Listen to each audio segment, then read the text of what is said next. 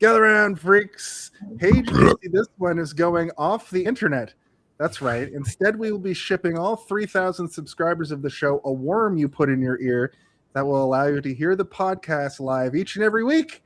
Don't worry, the madness you suffer will cause a swift death. I mean entertainment.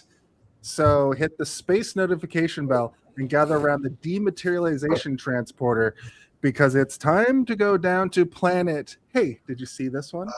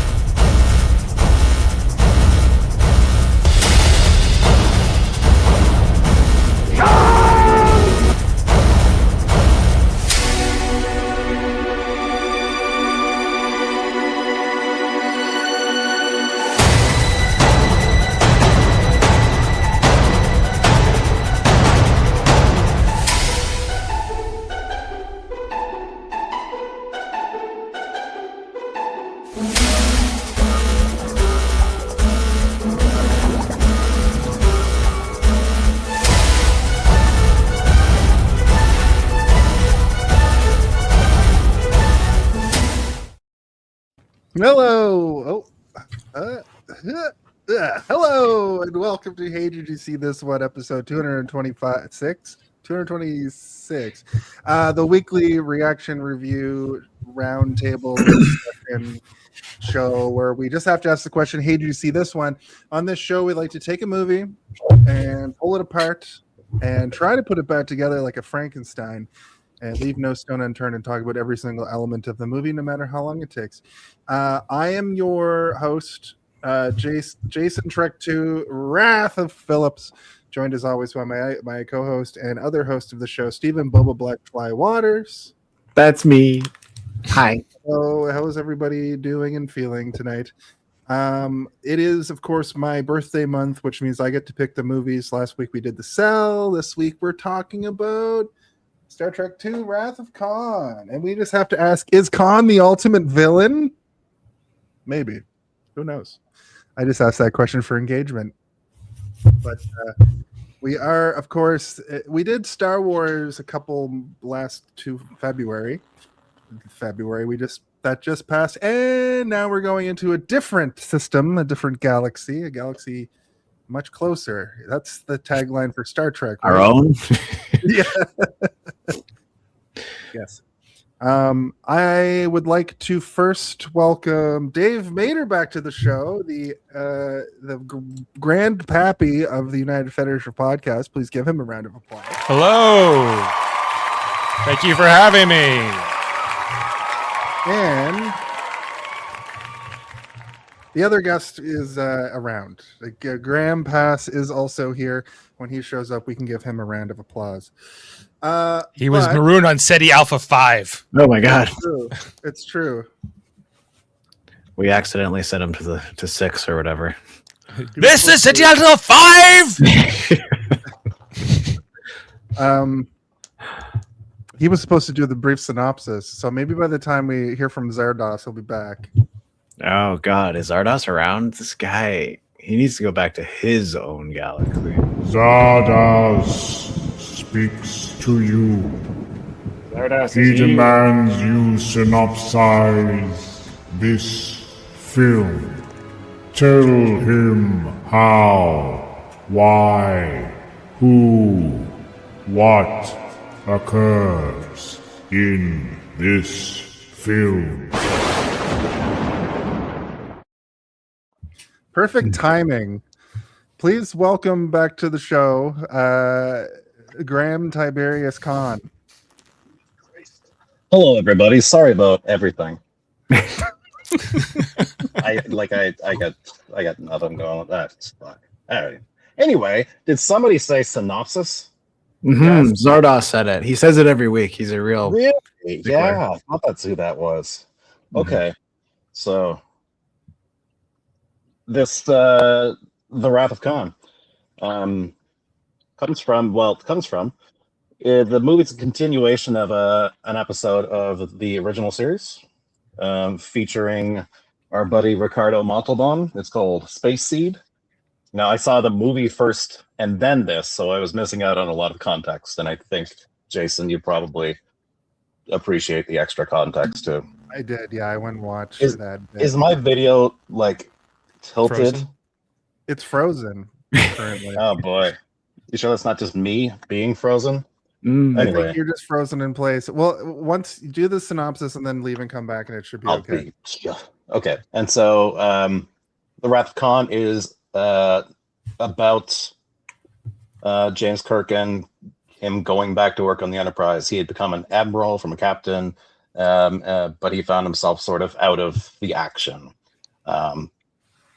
Khan is a superhuman, the form of like a selective breeding or genetic mutation from the 1990s. He was a warlord, a superhuman. He was a prince. Along with others of his ilk, created empires. Anyway, it's a Genghis Khan. He's a modern day Genghis Khan. And in the Space Seed episode of the original series, the crew of the Enterprise is answering a distress call for this ship that Khan and his acolytes are on in suspended animation. So they get in the episode of the TV series, Khan comes aboard the ship, basically seduces one of the female crew members to help him take over the Enterprise and kill Kirk. Doesn't go his way. And so which was like 90% of all original Trek was people seducing each other. It just happened all the time. A lot of seduction in that series. Yeah, they didn't write that shit. That was on set. Yeah. It was all improv. So in Wrath of Khan, the Enterprise is they had exiled Khan to a planet called Ceti Alpha 6. It was basically a lifeless planet, and they told Khan, oh, make your new empire, essentially, versus just killing him and all his people. And so Wrath of Khan doesn't pick up from there, but like 15 years later, when Chekhov is on a ship called the Regula One, and it is serving or helping the Reliant. Sorry, yeah, The regular one is the space station. That's right. That's it. So they're helping or assisting this Project Genesis program, and they seem really bored. Chekhov and Terrell on the chip, and so they go to Ceti Alpha, what they think is Ceti Alpha 6, and to see if there's a life form down there, because they got something. Because the planet that they're going to, the planet that they're going to use this Genesis thing on, it can't have any microbes. It has to be like pure, apparently. So they're going down to investigate it. They find Khan. I'll probably just stop there because this could take forever at this rate. I'm not doing this. This is a very poor synopsis. Bye. Well, I mean, brief synopsis. Basically, they find Khan, they fight Khan, they go to that nebula, and then they have a naval battle, and then. Well, I don't. Yeah, want to there's spoil not a lot happens in this movie, but like a lot of big stuff happens, but not a lot of things happen. It's a pretty simple tale. There's a lot of revelations that are happening throughout, and a lot of very impactful moments. But in terms of like what actually happens, not that much. Spock dies. Yeah, I'm not. Well, I didn't say it happen or insignificant. I'm saying that not a lot happens in terms of a series of events. Yes. Cool. We can go into our brief histories. Oh, are we not supposed to spoil the movie from 1982? No, okay. We totally are. Just spoiler warning if you've never seen it. Graeme, just leave and come back, and then we'll go into our brief histories. brief history, you say? A brief history! The rules are simple. Tell us about, actually, you know what we should do? We should hear, this is not going to be brief either. Dave, you start. Give us your brief history with Star Trek, the founding father of the United Federation of Podcasts, and then your history with this particular movie. A brief history of my history with Star Trek. Oh, God. So I've been a lifelong Star Trek fan pretty much as long as I can remember, because my parents were big fans of original series and these movies, these original series movies in particular, I'd say. And, you know, so like it was kind of, it's there from at the time I can really remember. I remember watching the first episode of Next Generation, like when I'm about 4 years old, because my parents were excited about it. And then when it really went into syndication, like the Next Generation more in particular, when I was a little bit older, that's when I really got into it. But I had watched a ton of original series episodes before, anything, you know, so it's been in my life my whole life basically, and I've always loved it. And with this movie, well, it's one of the movies that my mother loved. You know, my mother in particular was a big fan of these original series movies, and I remember going to see Star Trek 6 you know, in the theater. That was like the first time I ever saw a Star Trek movie in the theater. And yeah, so this movie was considered one of the best, if not the best one of those 6 movies. Yeah, so it's definitely like a staple. Like I was just watching today, I'm like, this movie is so good. Oh my God, I love this movie. It is good. I am interested later on to hear what you're like, if this is your favorite or if you have another one that tops it, because I think there's a couple that I like more than this, but I do understand why this is most people's favorite, because it is really, really good. Yeah, it's up there, but we can get into that. But I like the one with the whales in it. I do like the one with the whales in it. People like the one with the whales in it. And 6, I'd say, is probably right up there too. Yeah. And 7/Generations, right? Not so much. I like that one, but because I'm a weirdo. I like it, but I would say it's inferior to this movie and most of the. I think it's also the first Star Trek movie I ever saw. Because it came out when I was like, because I mean, TNG came out before I was born, so it's like, you know. Oh man, you're so young. Jesus Christ. I'm a baby. Not really. Steve, do you want to, since you've been talking, do you want to continue with your Sure. Star Trek and history of violence? So my history with Star Trek is that it was like Dave, it was a constant in my life because my parents, more specifically my best pal, his dad was really, really into Star Trek. So he had a bunch of Star Trek models and toys, and you know, he would live vicariously through his son with action figures and stuff, and buy him all these Star Trek action figures. And so we would incorporate them into our other action figure games, like Worf would show up to fight Dr. Octopus or whatever. And it was always a good time. But TNG was also like a special Sunday thing for us when I was a kid, because I would get to stay up a little later than I regularly would in order to watch TNG, because my parents liked it, and through them I was like, well, this must be the greatest show ever made if it's like my parents watch it every week. That's crazy. They don't do that with any other TV except sports. So TNG was a huge thing for me, but I do remember a lot of the Star Trek movies being on TV, the original crew movies being on TV a lot. And I forget which one it is, but at the beginning of the movie, it's like they're going through 0G and shooting Klingons, and the Klingons have like weird pink blood, like it's like floating. Oh, that's 6. Is that 6? Okay. Yeah. So I think that's actually the first one that I ever saw, because I remember watching that and thinking it was the coolest. And I was like, I didn't realize old Star Trek was cool. What the hell? There's floating blood in space.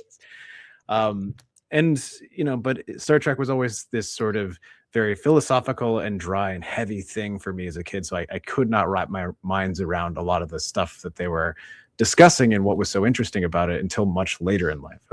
I'm a huge Star Wars person because it's very accessible to children. It has fucking teddy bears and Jawas and stuff. So you really don't need a lot to get a kid's attention there. Star Trek was a little bit more difficult, but every once in a while there'd be something that would really draw me in. But like you guys, I have been a Star Trek fan my whole life, but it took a little longer for me to really get into all of it as a whole and get back and realize that every single episode of TNG, no matter how embarrassing the costumes or makeups are on characters, there's always something really impactful happening in every episode. So I do love Star Trek. And my history with this movie is that it took me a long time to go back and watch this one, because I remember watching the original, the motion picture, and being like, I don't know, I need to be on some kind of psychedelic drug. You need a lot of drugs for that one. And so I kind of went around to the ones that people said they liked, because they're like, you don't really need to watch any of them in any particular order, which is not true at all, because the next movie really picks up right where this one left off. Yeah. This is really the first movie of a trilogy, I would say.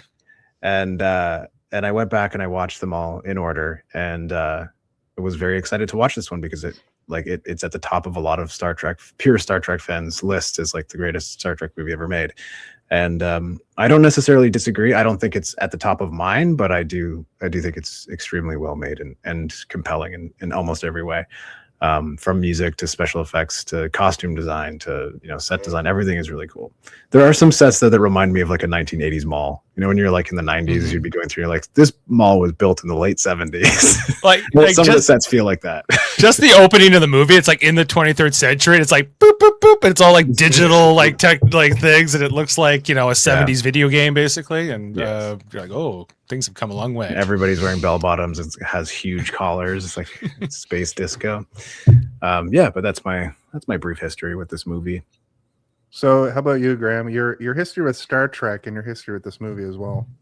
It's similar to Steven. Star Trek was something that my parents watched, or at least TNG. There was no original series, really. I think it was something that my dad might have watched, ages ago, but it was just TNG. And that was the only exposure I really had to Star Trek for years, decades even, because he liked that. I didn't really get it, as a kid. I didn't get into it. I was more a Star Wars person as well. Mm-hmm. I was, I bought into that back in the day. But anyway, as far as Khan, I only had really heard of it in reference. It was like Kevin Smith talking in Mallrats, talking about the Kobayashi Maru, and Khan, and so many other things. And so this really just started because I started bothering Jason online in all of these guess which movie this is. And so I just started saying Wrath of Khan constantly. It was like my answer for every one of them. Yeah, constantly. And then I thought, well, maybe I should watch this fucking movie. And so I don't know. That was probably over a year ago, and since I've probably seen it 10 times now. Oh wow! I really dig it. Like it's on my list of favorites. It holds up. It's not that flashy, but it's just so well constructed. So it's such a huge step over the first movie. That's for sure. Actually annoying. And I'll tell you why, Graham. I love you. I love you. Okay. So we did the same thing with Michael Mondriarty, friend of the show, guest of the show many times, where he kept just saying Speed 2 for everything. Mm-hmm. And then I was like, fine, we'll fucking do Speed 2. But that seemed like a joke. I thought that you loved this movie to the core from like childhood. You trolled me. Sorry, not annoying. That's the wrong word to use. But you trolled me so hard that I just believe, because people love Star Trek in a fandom, right? Mm-hmm. They don't love Speed 2 in a fandom. They like Wrath of Khan in a Speak fandom. for yourself. Okay. You're not excited about the Speed verse? It's not on the boat. I'm not in. Yeah, that's right. It's not on a. Buses are stupid. Don't watch that episode. Yeah, well, sorry to disappoint, but this I kind of willed this into existence from just bugging you. But then I had to watch the movie, so then I watched it a lot, and it actually. And then I watched the other movies, and then I watched some of the original series, and so I've seen a lot of original series now. I even started watching TNG episodes, so that's probably like half of what I watch now on my own. So you is Star Trek of different varieties. Good for you. Amazing. Good. I mean, that's similar because like I didn't really watch TNG in the same way that I did when I was a little kid for a long time because I found Star Trek to be kind of dry and boring. But then I got to a point when I was in my early 20s, late teens, early 20s, where it was in syndication so often on so many different channels that it was really easy to just turn on the TV and TNG would be on something somewhere. Yeah. And then I started to just, anytime it was on, watch it and digest so much of it. And then when it went on to streaming services, it became sort of like a comfort television show where I'm like, I'm really hungover. I'm just going to sit here and like vampire out on the couch and just watch like 12 episodes of TNG in a row. I have multiple friends, including my own wife, who go through these phases of. Madison doesn't watch while she goes to sleep, but it is a show she'll find. It's a comfort show she'll just put on. She's all caught up with all of the modern Star Trek, like she just finished Starfleet and all that. And I have other friends who they fall asleep to it every night. It's kind of like their version of what would be My Office or It's Always Sunny. And it's funny that you kind of did that to yourself. For me, it was kind of like my parents watched it as a kid, and they were all hungover because it was. You know, they were vampiring on the couch with their friends after a huge house party. And I'd come in and be like, blah, blah, blah, blah, I'm a 4-year-old or a 5-year-old. They'd be like, you got to sit and watch Star Trek. So I always had this sort of negative view of it. And I never got into it. It has nothing to do with Star Trek. I'm the only one to listen to his parents, it seems like, you know? Yeah. Everyone else wanted to rebel. Like, no, Star Wars is cool.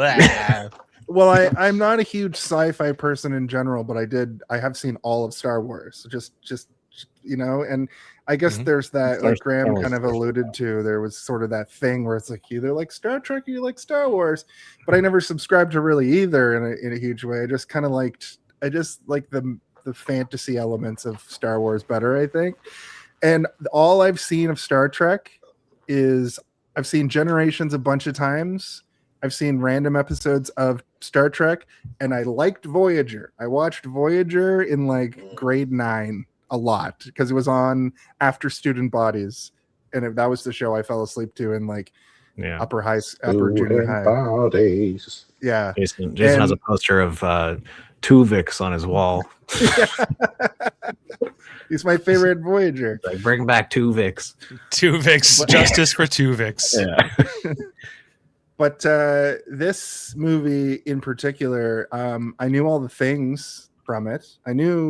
I had basically seen this movie without seeing it because this movie is so prominent in pop culture. But watching it this week, like, I genuinely enjoyed it. I genuinely wanted to see what happened next for the things I didn't know that were going to happen. And I had a great time with it. Did you know that Spock dies? I'm interested. I did. Okay. But I didn't. What I thought happened because of Into Darkness or whatever, one of the new ones, because Spock is just on that planet. I thought he got yeeted out into space because of the tube he was in. I forgot that he's like irradiated to death, and I guess he has to come back because there's fucking 4 more of these movies. The next movie is called Search for Spock. Search for Spock. Right. Yeah. The end of this movie kind of alludes to like that there's some sort of regeneration happening. Yeah, they have the post-credit sequence. Yeah. Mm-hmm. So I was really excited to really just dive into this one, and I'm glad I did because this movie does rule. It is a very well-constructed film, but also like it's Spock. It's Kirk's birthday. It's my birthday month, so great happenstance there. Oh, but also, I'm going through what Kirk is kind of going through in this movie currently, and I believe we all are in some ways where we're all getting older now and wondering what it means to be a man while getting older, and also an admiral, because we're all admirals on this show. And that's the long and short of it. So why don't we go into a little bit of production talk? Why the fuck should... All right. Quiet on set. Are we rolling? Okay, let's shoot this piece of shit. Sound. Speed. Action! So, in this segment, we're going to kind of break down some of our favorite things from the production element, the cinematography, the music, the score, that sort of stuff. Right off the top, I'll say that this movie only cost, $17 million to make and turned around 97 mil. So, Wow. Sequel. And we all know it made a sequel. It made hundreds of sequels. Decrease in budget from the first movie. Oh, really? And it's so much better. Yeah, That's maybe wild. it was marketing. I don't know, but like it went from like 40 something million to what did you say the budget Or was? 17 or 12 something? million. 12 million. Wow. They It's made this for crazy 12 though, mil. because like I They mean, made this for it's 12 million bucks. yeah. The first one seems a lot like almost like an experimental art piece for the majority of it. Like there's crazy things happening, and like it's almost closer to the movie we did last week, The Cell, than it is to like an actual Star Trek movie where there's people talking in like slow motion and weird streaky vision, and like it's wild. It's a weird movie. Everybody looks like they're from the electric company in it, like they're all wearing pajamas. It's very much the 70s. It was only so I was kind of saying before we started the show, like it was only 3 years before this, and originally the plan was they were going because after Star Trek, the original series gets canceled in 1969. It then goes into syndication during the 1970s, becomes massively popular.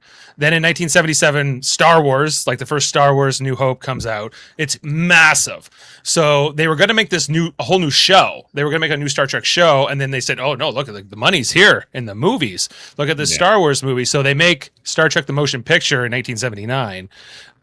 With I think it's one thing to say that they just didn't have the right team. I guess they never made a movie before with that Star Trek team, and it's not a great film. You're right. It's you need a lot of drugs to get through it. It seems like they went for, because like if you go back and look at the original series, there's a lot of episodes that have to do with like finding deities and having to do with like finding entities that are of like great power beyond human comprehension. Like there's tons of episodes like that, and it seems like they're like, well, that's what people love. And it's like, not really. They like when you go down and you find a Gleep Glorp or whatever. Like, you need more Gleep Glorps, guys. What are you doing? Yeah, I don't think you need like a big, like I guess it's one thing you need like an existential threat, whether it's against like your main characters or a lot of these movies, like there's some kind of threat to the entire planet or to the entire galaxy, and they need to save it all. And sometimes that's a good thing too.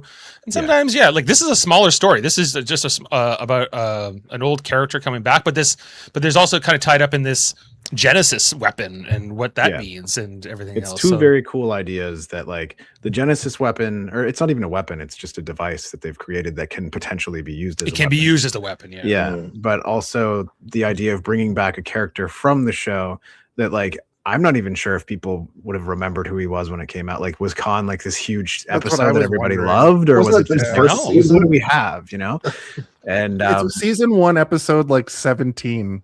It's just random. If they had never made this movie, I don't think people episode 5 would it be crazier? I don't think anyone would care about Space Seed without this movie. But they in Space Seed they really hedge their bets at the end of the episode because Spock says to Kirk, like, I wonder what it would be like if we came back here in so many years to see what it might be like. And Kirk's like, yes, it would indeed. And then, but I never will. I never will check in. Don't worry. Like, they give them 100 years, and then in this movie, it's only been. It's like Spock set a timer for 16.5 years. And I think Ricardo Montalban had become more famous in America during the 1970s. So I think like bringing him back to play this part kind of made sense on that level too. Because it just seems like a cool, good idea, right? Like if you're gonna take a show and start making movies out of it, which doesn't happen very often, right? Like as much as they always talk about doing it for almost every successful TV show, they're like, well, then we'll make a movie. This is one of those rare series that actually started doing it. But like take a weird kernel of interest and turn it into something better, right? Like the character of Khan is sort of a nothing character and lost in the mess that is the original series, but then it makes him sort of like bloom into something way more interesting and cool, right? There's a cool idea there, but they don't explore it that much. And then in this, they're like, well, what would happen if we left them there for a long time and really made them into a Mad Max world, Yeah, it's like they go to the Doohan planet. I also kind of lied. I forgot in my brief history. I did see all the J.J. Abrams Star Trek movies, which are like a different continuity. Right. Into Darkness is also Wrath of Khan, sort of. So, it's a cheap imitation, I would say. An inferior film. Yeah, by far. But it also feels like a remake of that episode, the Space Seed episode, more because Benedict Cumberbatch does not look like Ricardo Montalban in this movie. No, he does not. Well, it wasn't even supposed to be Benedict Cumberbatch. It was supposed to be that guy's name? Benicio del Toro was originally supposed to be. That would make way more sense. It would make more. And then he wanted too much money, so they got Cumberbatch. And I was like, so did this Khan Noonien Singh suddenly become a pasty British guy? Like, how did this happen? He's supposed to be of like in Indian descent Northern or something. Indian. Yeah. He's supposed to be a mix because he's a human like augment, basically like eugenics. Painted up in that original episode. He is brown faced up, buddy. Mm-hmm. It is not great. No, well, I guess Ricardo Montalban was Mexican, right? He can tan. Yeah. He is brown. Like he's a brown. If you're Latin American, you can play lots of things, and you could do Middle Eastern, you could do indigenous, but I don't think it's possible for a person who is brown to do brown face. Who played Luigi in the original Mario Brothers? Oh, John Leguizamo. John Leguizamo. Yeah, he's played everything by now. Yeah, right. But I guess he's Italian, but he's also played South American, and the new Khan that they wanted to put, like the Paramount wanted to push, which I don't think is happening, is Naveen Andrews from Lost was going to be like the new Khan. That makes not sense evil too. enough. I don't buy it. Yeah, he's too kind. His eyes. When I was a torturer, I used to jam things underneath people's fingernails. That stuff. Use that stuff from when he was in the Republican National Guard. Right. But when he really didn't want to do it. Yeah. That's another thing He people didn't always get forget about. it. Yeah, there's a lot of thing about like people like fan cast things, and it's like you really think Adam Driver wanted to play Snape in the transphobic Harry Potter TV series? Like, I don't think that he would want to do that. He has too much integrity as a human being. He's super woke. Yeah. Or just a good person. Yeah. Yeah, I mean, I think like the idea of taking a singular episode and expanding upon it is so cool, because there's like 150,000 episodes of TNG if they were to go and like take, and they did do it in the Picard show a little bit here and there, where they would take sort of old ideas from the old show and bring them back. But having like a supervillain, he's basically like a Captain America, evil Captain America, right? And it's like, that's an interesting villain that we can bring back.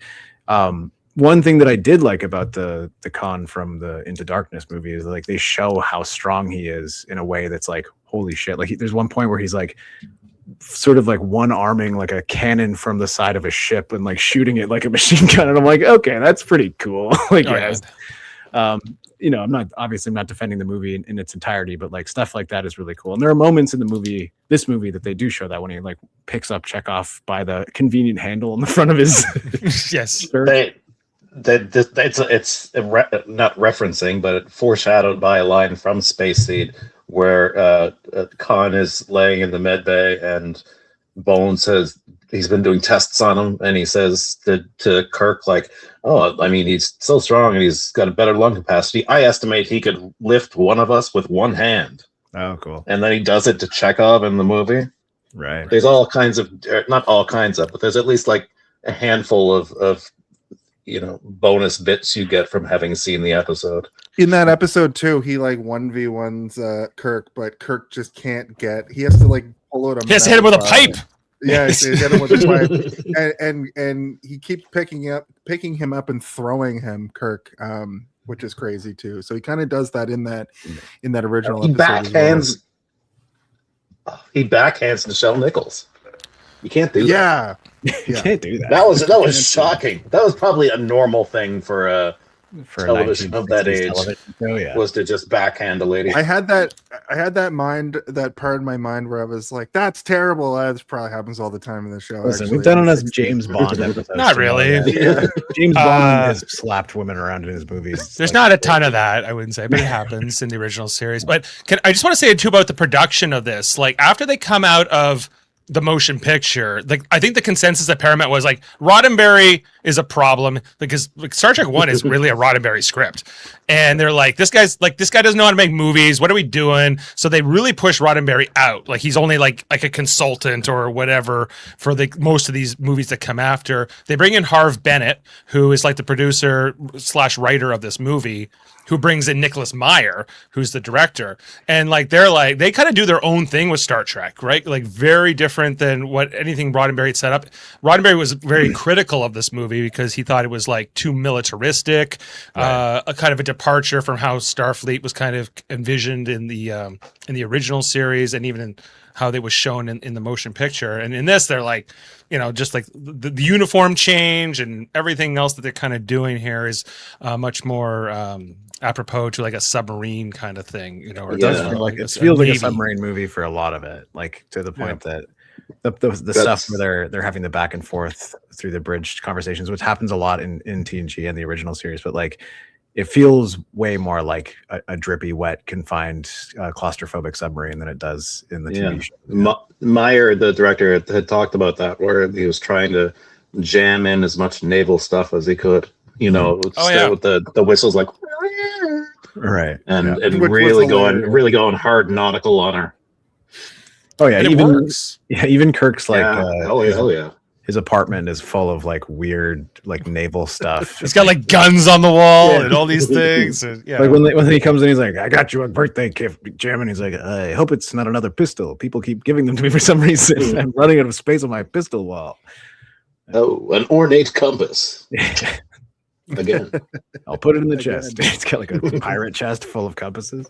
The last thing I wanted to mention, basically for this segment, is that James Horner has a storied career. He's been the composer for many movies. If you go to his IMDb, it's just like, you know, just you've heard of everything. He's not one of those people where it's like he's done two things.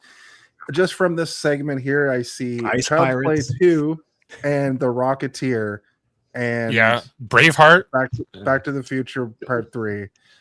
All conductors on all those things, right? So yeah, you know, okay, so I want to on the music, like as much as I don't like that first movie, like the music in all of these films is amazing. Like the first movie is Jerry Goldsmith, who like that score goes on to be used for Next Generation, and you know, kind of becomes like part of like the main you know, canonical kind of orchestra, which is kind of taking off of Alexander Courage's original series theme in some ways too.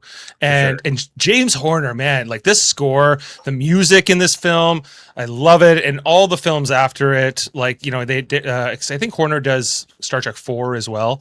You know, and I'd like to mention too that this guy passed away in 2015, but he has credits that go up to literally, he did orchestration for the original Avatar. So he's got a credit on the most recent Avatar. So he's still working beyond posthumously. It just feels like such a throwback too, because all these movies pretty much start off with credits and like the orchestra and the score, and you're just sitting there watching the credits, listening to the score, but it's like this really strongly crafted classical music that feels like from another time. It feels like, oh, they would never do this now. You never sit there for 20 minutes listening to a score watching credits, and maybe that's better, but I don't know. There was something really nostalgic watching this again.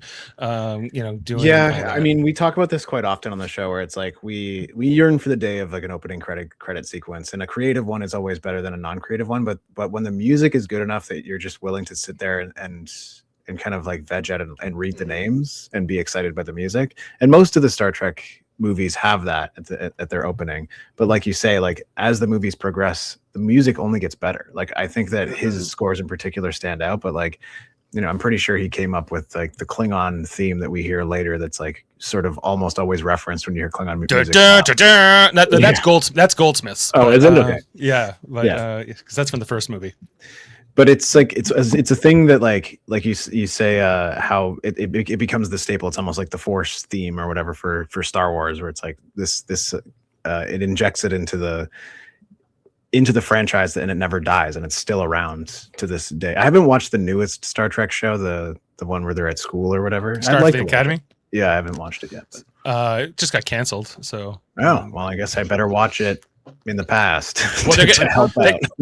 There's still I another thought they're season to doing come. a second season, and the whole point is that they can just do another series because they're going to. These characters will be out of Starfleet because that last 2 years. This is what I read about it. I don't know. I didn't know. It got canceled. Yeah, like they basically filmed the season 2 before season 1 even came out, and then season 1 came out, and then they canceled it. But season 2's already been filmed, so we'll get season 2, and Right. that will be, I guess, it after that. It's crazy how they cancel things these days. Remember when they used to give a show a couple years to settle in, and people got obsessed with it after like the second season to third season? That's when it really bloomed. Yeah, we're not allowed to. Sorry, I got Firefly on the mind now because of this conversation. I'm like, apparently they're making a new West Wing.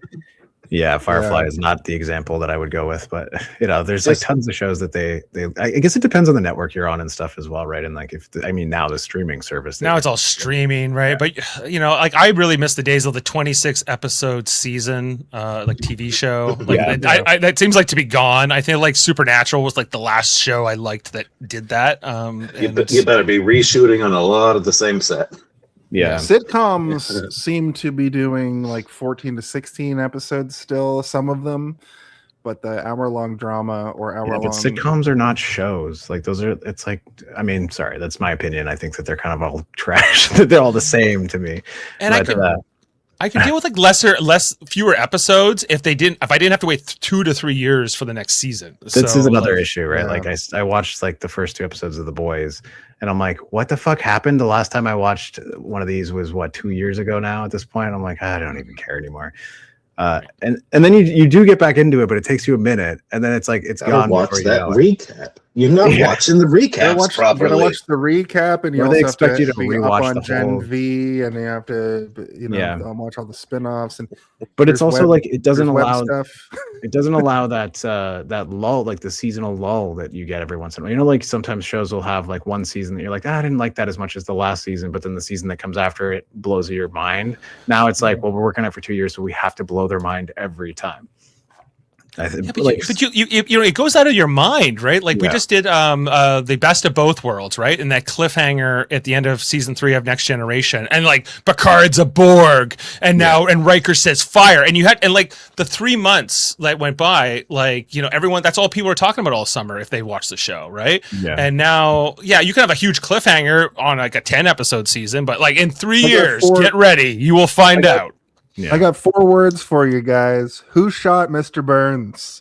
Yeah, but you didn't have to wait 3 years. Same thing, but that was only a summer, right? But you remember how big that was. Like if you guys were, maybe Steven would have been too young, but I was too young for both of these cliffhangers.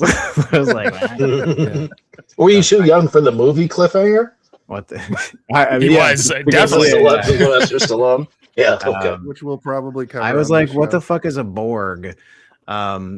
But yeah, like I mean, cliffhangers for TV shows were always really that was a thing of the 90s. Like even when in the early 2000s and stuff, we didn't really get them as much. Like even they would always anticipate their own failure to the point that they're like, we don't know if we're gonna get renewed, so we have to have some sort of closure, but we can leave some little thing open. Like I think of like the episode or Lost, like the first episode or season of Lost, how they reveal the hatch at the end, right? It's like that's a huge reveal, and he's been working on it the whole time. I can't imagine what that would have been like if they just never went back to it, right? It's like, we never got to see what was inside the hatch.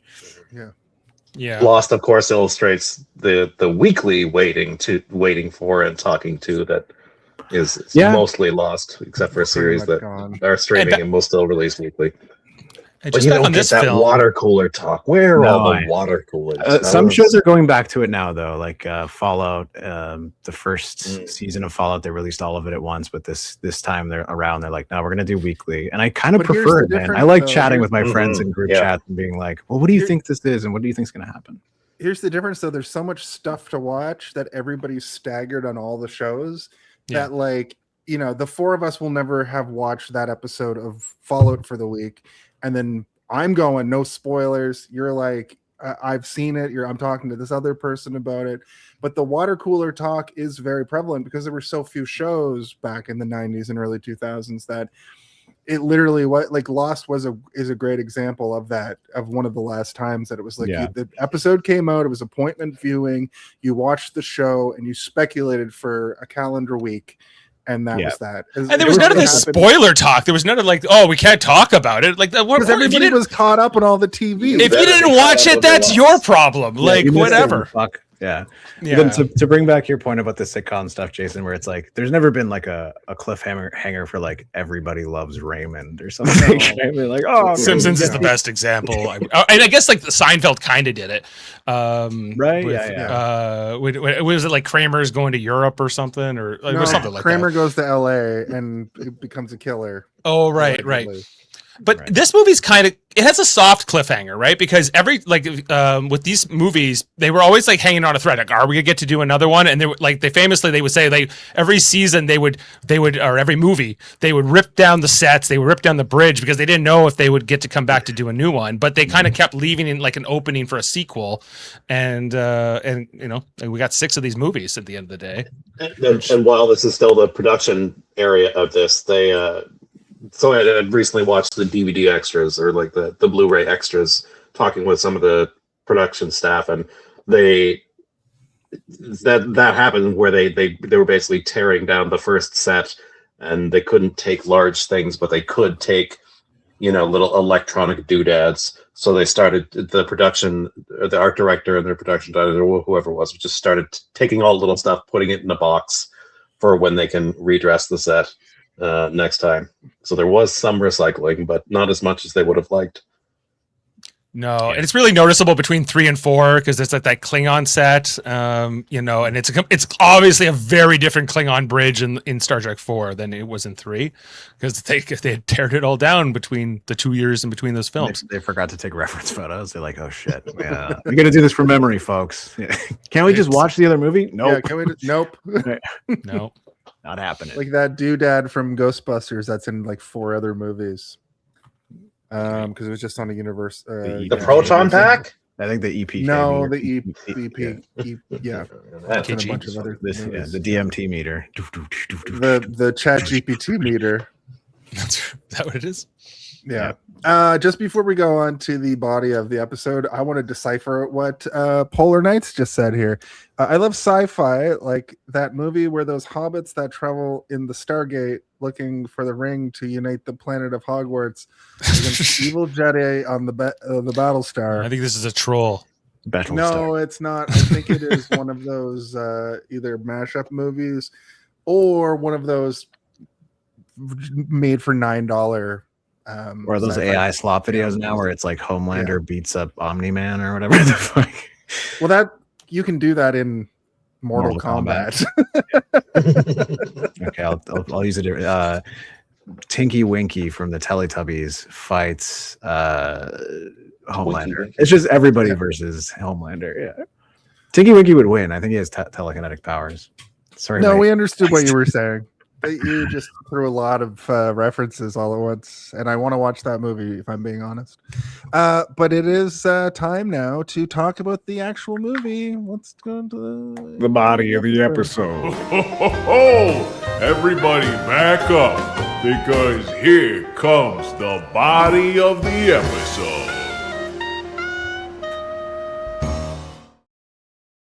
So we sort of mentioned that the movie just opens with straight up credits, which is refreshing.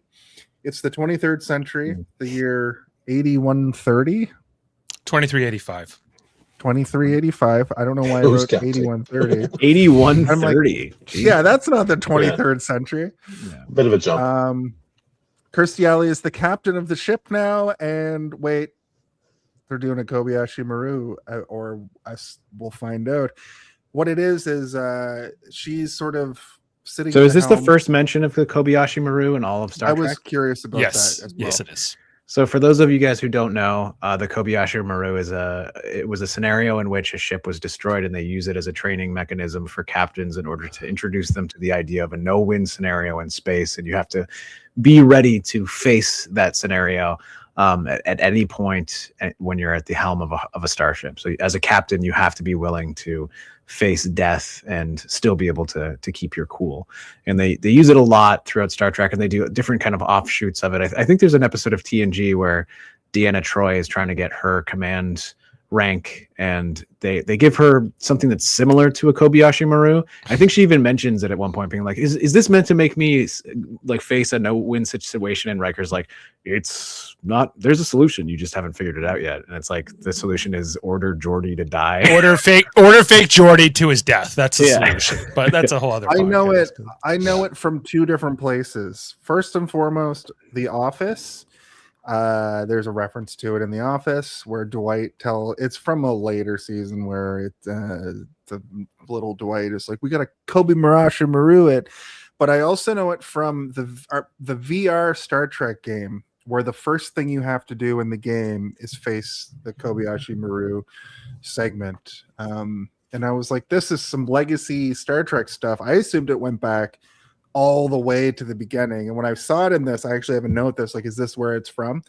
But I think this is just the most prevalent thing that it's from. And then it got used. It's also a big proponent of but a big moment in the J.J. Abrams, like Star Trek, the motion picture thing. Right? It's maybe one of the Star Trek's greatest hits, and like Star Trek has this tendency of like when the movie comes out like this one's very popular and very successful, so they kind of keep bringing everything back, over and over again, and then those J.J. Abrams movies are like, well, everyone remembers the Kobayashi Maru, so let's bring that into our new lore, basically. Although they do it very differently, like.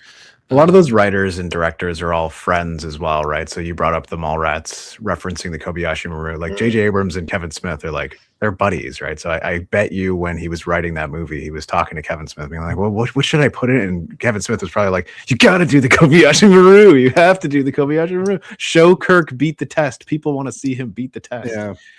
I didn't hate that, but it was also because I wasn't as familiar, right? At that point, when I saw that Star Trek movie, I was like, I know of this reference, but I'm not super, like, I don't really understand it to the degree that I do now, which I think this is more interesting than, the Abrams movies are just flashy, kind of like shiny, weird stuff, which is like, if you like it, you like it. If you don't, you don't. I like the third one. I think the third one's pretty good, but like the rest of them, I'm kind of like, whatever. Well, I think the Kobayashi Maru, the way it's used in this film, and I think it's the correct analogy, is this whole idea of like Kirk, the guy who doesn't believe in the no-win scenario, who thinks he can always get his way out of it, and he's never had to face death until the death of Spock in the end of this film, and then that and Spock's like, I never took the Kobayashi Maru. What do you think of my solution? As he's about to die, and how that affects Kirk, and how, he couldn't get out of that situation, right? He had, like, there's realities of it. It's a test of character, and a test he kind of skirted around with original thinking when he first took it as a young guy, but now he's kind of like, well, maybe I never learned that lesson.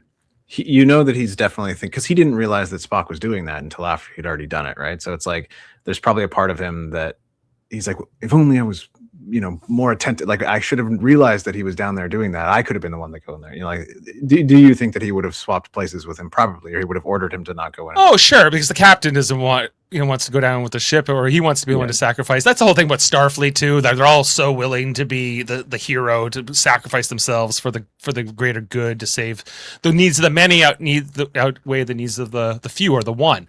But sometimes the needs of the one. Is that also from this movie? Or yes. Had Kirk said that, or that's not from that's not from the original show, either. So there's so much. This script is so good, and there's so much that got established here. That this really was like almost like a reboot of Star Trek in a lot of ways. And they're doing a lot of legwork at the beginning of the movie as well, through character conversations, in order to set a ton of stuff up to have the emotional weight that it has later on. And it's fun to watch Jason be like, "Is this from this? Is this from this?" Because like. It means it's working, right? But like you are thinking beyond it. But that's the thing. It has a whole television series before it, right? So people who are walking into this cold or only seeing the first movie, they don't know what's already been established or not. So there's almost an assumption that you can attach to it. Actually, Needs of the Few is from the animated series that had one season during the run. It's not the one where they shoot that rabbit in the head or whatever. No. Okay, it's the one where all the flowers jizz all over everybody. It's a great start to a movie for even people who are not familiar with Star Trek. Because boy, there's a little disconnect after once you realize that it's a simulation. but all of the crew has to act like they're blowing up. And It's so funny. even after the exercise, I think Kirk says something to Spock to the effect of like, busting up my training room or ruining the training room because of the explosions or whatever. Like these timed fake explosions, and then all the crew has to like fall back dramatically and die enough. And then pretend to be dead. And like, McCoy, he's like, "What do you think of my performance?" Like, I wrote everybody dies. Tongue out, like, I wrote everybody dies credits. Shortest movie ever. He's like, listen, I'm a doctor. When you die, your tongue flips out. I've seen it a million times.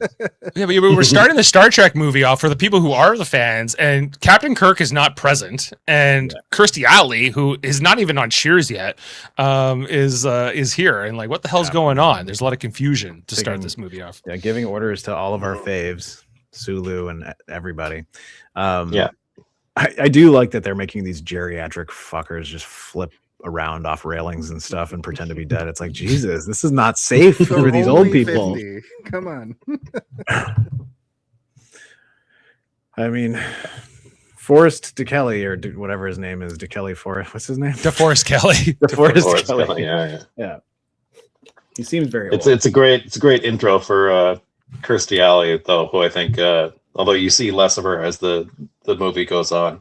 I don't know. I was very surprised with her performance too. And I mean, aside from just, she's a good. She's a great Vulcan. She's stunning, and you never. I mean, I watched Cheers and stuff, and I know her as a comedic actress, but I never thought of her from Cheers after the first scene. I looked it up.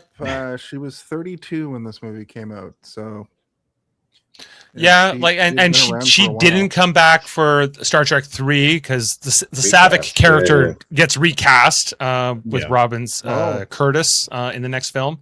And you're just like, do Cheers, guys. She had to go. Yeah, I heard it was a money or something. Or and she everybody knows your name. All right. Well, what's her face left Cheers to go be in movies? And Shelley Long. Yeah, Shelley Long leaves, and then Kirstie Alley. She should have been Savick in the next movie. Yeah, we got. Yeah, they just tag each other. You got the out, huge star, Shelley Long. Shelley Long's coming in to be their Savick. It's too bad we did lose her because I think she has a certain presence, Kirstie Alley, in this film that's hard to replicate. But I guess they're trying to put together sort of a new crew, but it does turn out to be like the Starfleet Academy people. Kirk is an admiral now, and Spock is actually the captain of the Enterprise.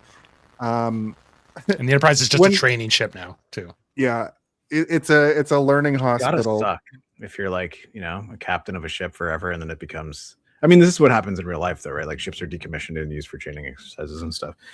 Yes, and it's kind of like the Enterprise at this point is kind of on its way out in terms of like because like the Excelsior class is coming, and it's kind of a little bit of a relic, Yeah, I did this YouTube. Not unlike James himself. Oh my God, is that what the allegory of the movie is? I think it is. I think it's a metaphor. Well, there was a huge foreshadow moment where Kirk meets Spock and says, "Aren't you dead yet?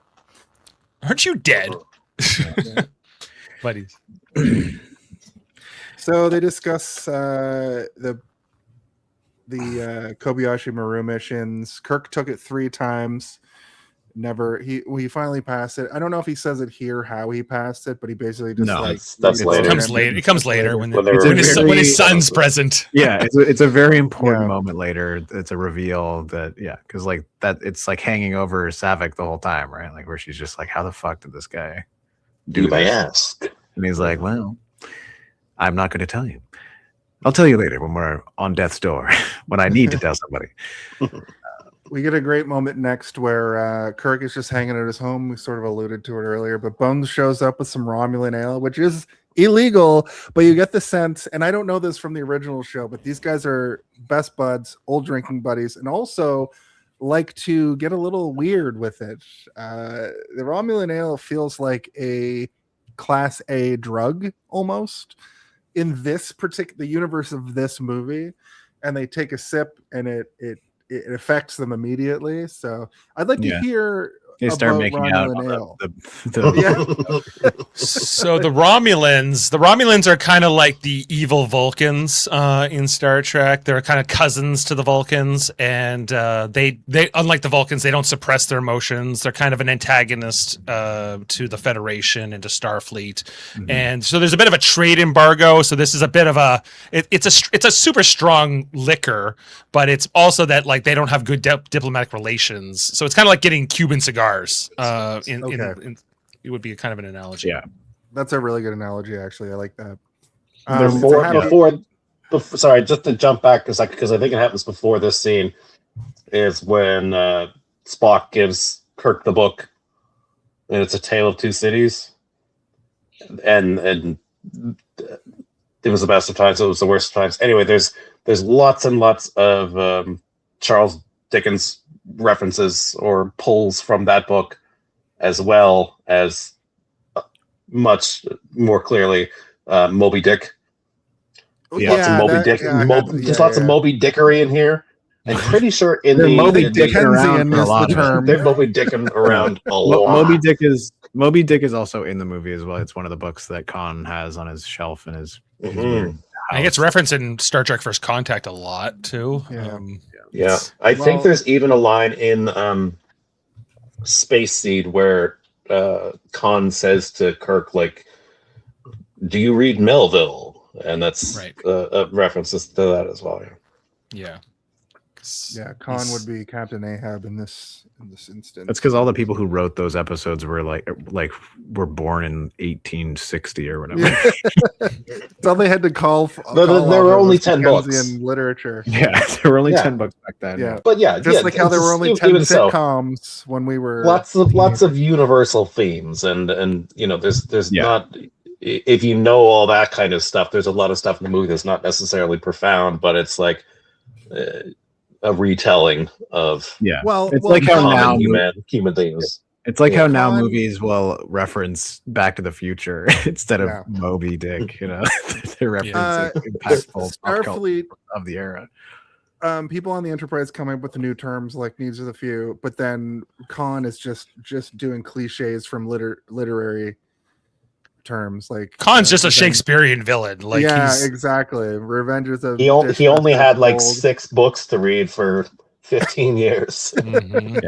Well, the Revenge of Dish Best Served Cold. He says like it reminds me of an old Klingon proverb. Like everything's always an old Klingon proverb, and all of the bad guys. He's never even met a Klingon. Well read.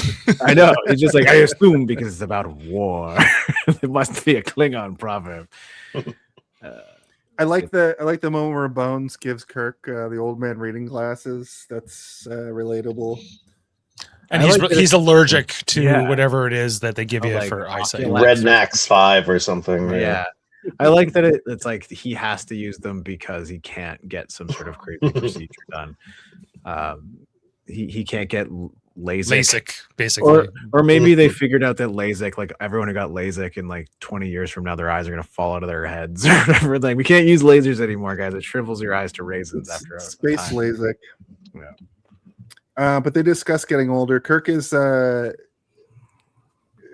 kind of hiding from the fact that he's getting older. I like what you were saying, Dave, too, in our conversation last night, but also earlier in the show, where like this movie has a lot of themes of like these characters getting older, but also in the last movie, it was only 3 years ago in our timeline, but for them, it's been like 10 It's been years. like 12 years since the end of the first movie. So yeah, and so at the end of the first movie, you see like we're going on basically on a new 5-year mission, and I presumably that's what they did. We never got to see any of that, but they flew around, and then the Enterprise came back, and Kirk basically took a desk job, and now so he's not been sort of out in the field for a number of years, probably during 8 years. During those 5 years, he exiled like 20 other evil villains to planets. So many cons waiting to happen. After this movie, he's like, "Oh shit! What about all those other people I exiled? I should go check on them." All his other illegitimate children he has. All those other kids that I have out there. Is this the only instance in Star Trek of Kirk having an illegitimate son somewhere? Is there any other? Well, there's there was the one where his memory was erased in the original series, and he was living with this basically Native American alien tribe, and then he married this woman, and then she got stoned to death at the end of the episode. And the baby died. So it's kind of dark. Sorry, but that's the only other instance of Kirk having a child that I can we recall. know of. Yeah, His whole thing was slinging dick on other planets. Sorry to be so crude. No, Yeah. Dun, dun, dun, dun, dun, dun, dun, dun, dun. Amok time, maybe. That's what He's he would 52 say. now. Nobody wants him to get his command back, or everybody wants him to get his command to get it back. Go back to space. Like, what are you doing? Like, and I think Spock even says that to him. Like, it was a mistake for you to take the promotion. Yeah. They're saying things like, don't wait till you're old. He's like, I am old. It's like, no, don't wait till you're old. You're not old yet. You still got like a ton of time left to do what you want. As I'm approaching that age now that he is because he's like in his 50s, I guess, at this time, and I'm in my 40s, and I'm like, yeah, like if I'm gonna do certain things, like don't tell yourself you're too old to do them, and because he's not that old, but William Shatner is still alive, and he's 95 and has gone to space within the last 5 years, right, or so. Right. So like he's keep your body and your mind sharp. Don't eat Popeye's chicken for every meal, and I think you'll be okay. Or you can do whatever you want. Don't let Jason tell you what to do and see what happens. Yeah. It's true. Or though. Don't. I've gone through maybe 15 career changes in my life, and I'm still young enough that it doesn't frighten me. But I just went through another one. If you're not happy doing what you do, then figure out what you like and do that. And if it has to do with going back to space to explore the final frontier, then But do not become an admiral, or you will die at that death. I mean, I think all four of us are maybe a little bit too old to become astronauts, but who knows? I don't know. Like Star Trek tells us this over and over again, that being an admiral is like a death sentence. Like the admirals, they don't get it, man. Like they're just a bunch of bureaucrats. They're not out on the frontier. They're not living the adventure. And every rendition of Star Trek does it as well. Like every version. Yeah. And most admirals are bad. Most of the admirals are evil, or like at least misguided. Well, they're bogged down by bureaucracy, Dave. They cannot handle. They have to think about the bottom line. They can't think about the adventure. And they have no morality anymore. They have no sense of right and wrong. They just look at a bunch of spreadsheets, and they're like, well, the needs of the many. Am I right? Spreadsheet says, no, can't help the endangered species. I've got this spreadsheet over here and this one over here, and then this one needs of a few. On this one, needs of many. And I'm telling you, the needs of the many, they outweigh the ones over here. It's right there in the formula. That's it. It's like how the Artemis 2 had 2 instances of Outlook, and neither of them worked. Kind of like that. Yeah. So we go over to the Starship Reliant now. They're talking about the Genesis experiment.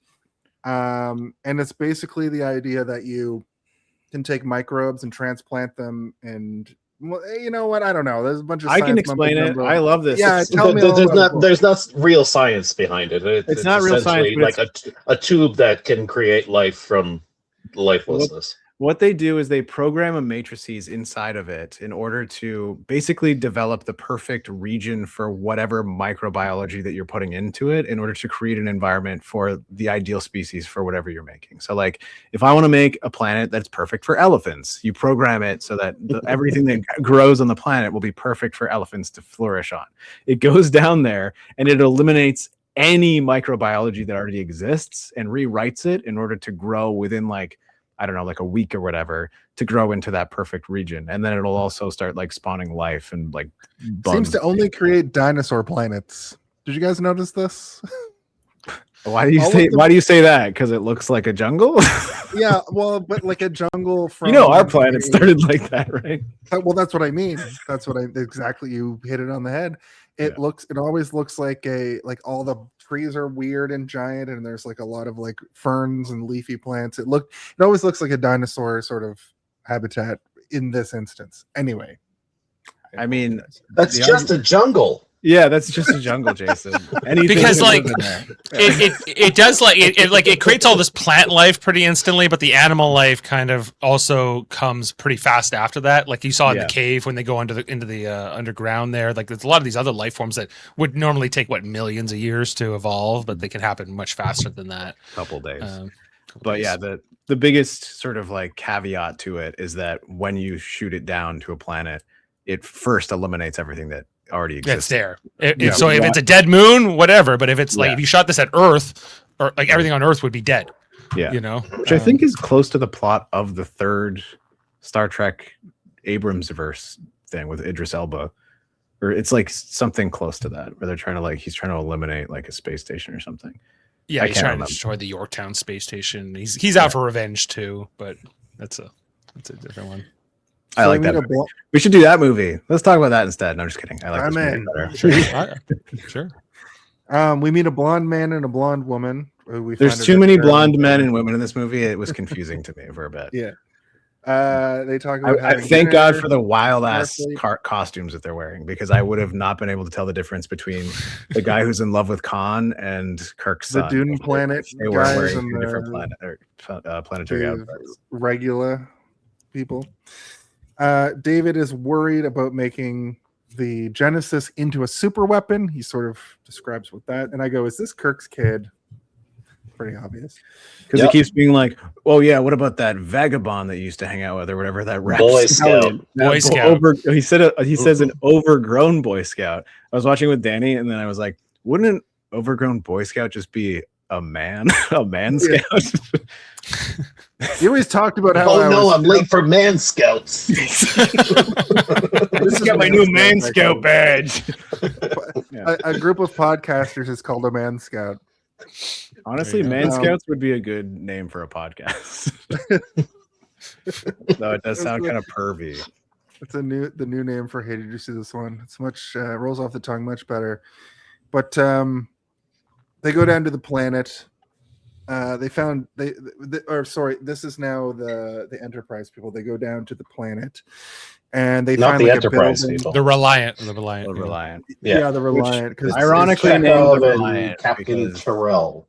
Captain Terrell played by Paul Winfield, right? Who's the Darak Jalad Tanagra guy, right? Isn't it him? The Darmok guy. Is it? Yes, I think you're right. I think he plays the alien who's like Darmok Jalad and Tanagra. I think he's that guy. I think you're right. He did both. Yes, but he's so fun in this movie. He used to be like the voice of that. It was like an A&E show, like was it Biography, or was one of those? He used to be like the voiceover for as well. Yeah, he was a 90s man. He was lots of voices and he was lots of bit parts. He's in Mars Attacks, which is one of my favorite movies. He's in Cliffhanger and Terminator. Whoa, he's in Cliffhanger? That's right. He is in the Terminator. Charmings, Picket Fences, King. I don't know. He's done a ton of stuff. Like great. He passed away as well, but he's a real Clancy Brown, Keith David kind of guy, where he's like lots of voice work and lots of bit parts and tons of TVs and movies and stuff. Oh yeah. And it's interesting also that we're seeing Chekhov is now the first officer, right? Like last time we saw Chekhov, he was I think a lieutenant commander maybe or something, but now he's moved up the ranks and he's working on a whole new ship. One thing that he can't move past though is getting fucked over all the time, because he always has something going on to his tiny little twink body. He gets manhandled, he gets electrocuted, he gets a worm in his ear in this. There's a part where he has like 1,000-yard stare after he explains what he'd done. He's like, "They made us lie and do things to everybody," and then he like stares at the camera, and like everyone else is having a conversation around him while he's just staring right at the camera. You're like, oh my God. I like how later he's just like asleep while this giant pivotal moment is happening between Carol and Kirk as well. Yeah, he's good. Well, what was interesting to give him this role, right? Because if you watch Space Seed, like Walter Koenig's not in that episode because he hadn't even joined the cast until season 2. But which has always been this bit of a disconnect where it's like where Khan's like, I never forget a face, but like you wouldn't know his face because at least they weren't on screen together in that episode. Now Chekhov maybe he was on the ship and we just never saw him. You know, he's in the episode. Like when they're all. He's not in the first season, right? So he's not in the episode, but he could have been on the Not ship. in that episode. Fine, I totally thought he was. Yeah, like he's sitting at the when they're all watching the video on Khan. Like it's just like Khan on a screen, and it's Spock and Kirk and Chekhov, and maybe Bones, and they're talking about like, oh, we just figured out who he is, and he's like this guy, Khan Noonien Singh. I think you might be confusing that with somebody else, but maybe it's Sulu or. But no, Chekhov's not in the Walter Koenig didn't join the show until season 2 because they wanted to have like a monkey, like someone like the monkeys. That's what Chekhov was meant to be, with like a younger guy, like an actual monkey, like at the controls, like no, like hey, we're the monkeys, like that. Those monkeys, like Davy Jones. Davy yeah, Jones. that's what they were going for, a Russian Davy Jones, and they're All like, we need is a Russian Davy Jones. That's what they wanted for the Pirates of the Caribbean movie as well, but they went with the Scottish one instead. Yeah, that's a good joke. I like it. It's a thinking man's joke. Really. The Kirk and man's Kirk. I can't speak to this because I haven't seen that episode in 1 billion years, so I can't back up either of you. But I'm gonna have to believe Dave because has a million Star Trek posters behind him right now. This is true, but but I guess it doesn't mean that the character of Pavel Chekhov couldn't have been on the Enterprise during this. Yeah, he could have had he could have been working in sanitation or something. I was not given the job on bridge until after I learned to clean toilets in Spain. Yeah. Khan said, "Take my diaper to the waste reclamation site," and I said, "Okay." And Sulu made me do all that weird stuff. Chekhov, come to my chambers, please. Ooh. Yes. They find I thought it was a freight container at first, but it's the crash ship of where I guess this is where they were living. Well, the planet was habitable until the star blew up or something, right? Or another planet blew up. Something blew up. Yeah, because it exploded, and they think they're on City Alpha 6. Yeah, but it's actually City Alpha 5, where this is City Alpha 5. And I think it's 6 is the one that blew up because I think he says like the other planet blew up and then this is what 6 months after they left them there, that it blew up and then it pushed City Alpha 5 off orbit or something like that, and that caused the crazy sandstorms and temperament stuff. So they're living in like 2 containers out of the ship, and I think they've scavenged the rest of the ship for parts of the ship. They're probably and they realized it is what it is because they find the SS Botany Bay, which is referenced in that first episode. They put them on the SS Botany Bay, and they basically court-martial them to this planet. They exile them. Interesting. Yeah, they're and he's got various famous books there, and then Chekhov. I do like that they basically imply that like the only reason they survived as well is because they're hardier than a regular human being, and they're they don't even imply it. He says it. He's like, only my genetically enhanced abilities allowed me to survive. Yeah. My intellect allowed me to scavenge, and my huge pectoral muscles allowed me to do. I have these huge pectoral. I made sandstorm, crazy slit things, and everything else. And the reason they could not get inside of my ear is because I have good ear muscles, and his ears are like they're like little anuses. He can close his ears so the worms can't get in. But Chekhov knows exactly what this is, and he wants to get out of there as soon as he can. But as they walk outside, they encounter the cast of Dune. It doesn't make sense to me that why they don't beam up in this moment inside the ship, or even once maybe they can't beam through the ship, so they have to get outside the ship.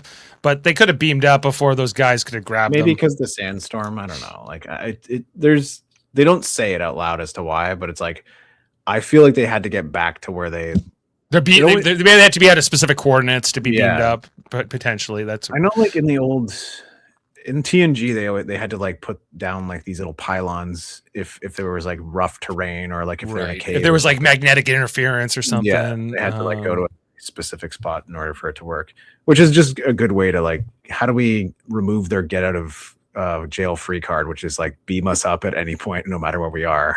We have to get out of here. Yeah, like, hey, 2 to beam up, let's go. Yeah, like, now, please. It's like no, you're inside of something that has a bunch of weird earworms around Mhm. we might get one of those into the They might put those in our ears in a minute, you know. Yeah, we don't know what to do. They built a giant ear for those close-ups. I know, yeah, you can tell that's what they did, and it doesn't look great, but it's fine, but like, yeah, this is one of those things You still feel it, even though it looks like obviously a prop at one point, but it's still like disgusting. Yeah. Also, when they first find that little dome with the thing like moving around in the sand, I thought that was an interesting effect that they were able to do. Yeah, and the one guy's like, "What the hell is this?" And Chekhov's like, "Hey, oh, look at all these good reads. Somebody's in the book club." And so, go ahead. Holy shit, Botany Bay! Botany Bay, and it almost like feels like it should cut to commercial there. But we meet Khan. Chekhov seems to know him, and he seems to know Chekhov. Now we get some context for Khan, and then this is where I clicked away and watched the abridged version of that episode, and we kind of already talked about that, so I'll skip over my notes. And Khan remembers Chekhov. We already talked about that, but it's been 50 years instead of the 100 that they were supposed to do. The squatters, minions, Khan. 15 years. Yeah, that's what I said. Oh, I thought you said 50. No, 15. Khan does his best to recap the episode there, and we already talked about that. How Alpha 6. The Super Mario Brothers movie on the weekend, and I was thinking about this while we were watching this scene, and this is like such a slow, contemplative, drawn out, and tension-filled sequence. That's like it's almost like 9 minutes long of like when they enter to when we enter the sequence to when they put the worms in their ear to when we cut away, and he gives so much exposition, he gives so much backstory, he sums up an entire episode of Star Trek while also like posing himself as a threat. And all I could think was like, this movie is really taking its time here, and none of it feels like a slog at all. It all feels super important. In 9 minutes in the Mario movie, this was the point that I was going to make. At the end of the sequence, I turned to Danny and I said, if this was the Super Mario Brothers movie, there would have been 100 references and it would have cut to 4 different scenes by now because this movie is designed for a different era. Yeah, and it's got a presence, man. Ricardo Montalban, you can't help, like he just sucks you in. It's like you're like, what happened? Like, even if you hadn't seen Space Seed, and I think I saw this definitely before I saw Space Seed, and you're just like, tell me the story. He's like, and you feel his anger and his rage and what he's coming for, and you almost don't need to see the episode to understand to really get it. There's almost there's a position you could take. It's like, don't watch the episode because this is like almost like better. Much better. It's way better. It helps fill things in or give more context. Like when he's talking about, I mean, when he says like, you know, because some of them died on that planet and when the explosion happened and they got pushed off orbit, including his wife, which is presumably the crew member that he takes with him. Yeah, but you know, I mean, you don't need that when he just says, you know, and took my wife. And, there's also I appreciated, Graham, you showing me that. I didn't have to watch the whole episode. You just gave me an abridged version from that YouTube page where they just sort of took the 3 bits, and then you were like, he brainwashes that woman also, which isn't part of that. But just getting to see what Khan looked like in the 60s and what he turns into by the 80s. He looks like Sinbad in the show, doesn't he? Is he wearing like a green like pirate outfit or something? Like he looks in the original. He wears like a red jumpsuit. He wears like a Starfleet uniform. And, and he's got a weird hair thing, like almost like Japanese ponytail. Old school hair, like tied up. My brain is like he's wearing like the outfit of a genie in my head for some reason. I don't know. For the dinner, he's got this very, you know, regal Indian style dress. And then there's at some point where he's wearing his own shit, and then, you know, it's like a scene in the bridge, and then they come back into like Khan's room where they decide to lock him down, and he's wearing a fucking a fleet shirt. He's wearing like one of the red shirts with the thing on it. So I don't know if somebody just gave him a spare and like, oh, we got a bunch of these. Does that in this one too, because he's got a necklace with the communicator on it too. Yeah. It looks like the I didn't Avenger. notice that. It looks Well, like so that I think that's from his wife. That was from his. She's the she somehow had that, and he like kept that as a memento for. right. That That's makes cool. sense. I know that there was a lot of sorry, just while on that, there's a lot of I know that uniform details that got carried over from this movie. Like not necessarily the insignia, but we were talking about how they were making it how the director wanted to make it very Navy. They had these very ornate ranking things on them, and Kirk had the one that was like it's like 4 triangles, and then Spock had one that was like 3 lines, and then as the rank was going down. Yeah, they invented a whole new rank system just for this movie, and those uniforms carry forward. Basically, like this version that's called the Monster Maroon. That they wear in this is like it will basically be the Starfleet uniform in universe for about 100 years, right? It gets retired just before the events of Star Trek: The Next Generation, which is like 100 years or Right, and and 80 years after this. You even see it like in the movies that take place in that universe every once in a while, right? Like when it like flashes back to like not that long. In Generations, their costumes look a lot like when the old guys show up. It's a lot like when they're away uniforms. In this one, kind of are toned down versions in that movie, like but the red with like the furled collar, right? And the badge and everything else, but like it just looks way more ornate. Like especially Kirk's uniform as an admiral, he's got just way more decoration, and it just compared to what they ever did in the shows. The huge collar is great. Yeah, but I mean that's like one thing that I love about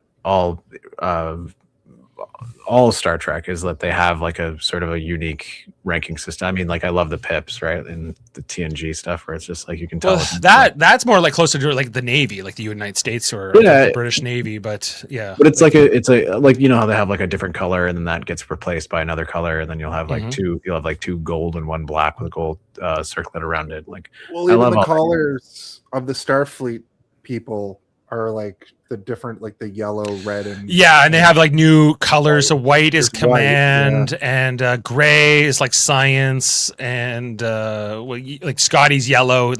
Scotty and Sula are yellow, so that's like operations kind of thing. Yeah, engineering. Yeah. McCoy's got like a green one for medical. So they have like 6 colors, and it's very different than anything they did in the original. They were like, whatever we did in the original series, that doesn't matter. Like we're doing a whole new thing here. It was. I remember like because I like rules and stuff, right? So I remember going back to things and trying to figure out like what is it? What do they all mean? Like why do these 2 guys have the same color shirt and this guy has a different shirt? And then like I would try and figure out where they were based on the color of their uniform. Which I mean, there was some internal logic, but it was kind of thrown out the window a lot of the times. We're like, now we're coming up with a new system. Yeah, because there was always like that iconic thing. Like in the original series, Kirk wears the gold and McCoy and Spock wear the blue, and in this, like they've thrown that out the window. Like basically, now it's we all wear red and sometimes different color collars. And we'll see what happens. Yeah. Right. So to move us forward a bit, the life form in the jar is the nightmare parasite. We kind of touched on that already. Goes in your ear. It hypnotizes you first, and then it wraps around your spinal cord. No, your cerebral cortex. Your cerebral cord. Oh yeah, even higher, and drives you mad, and then you die. Mm-hmm.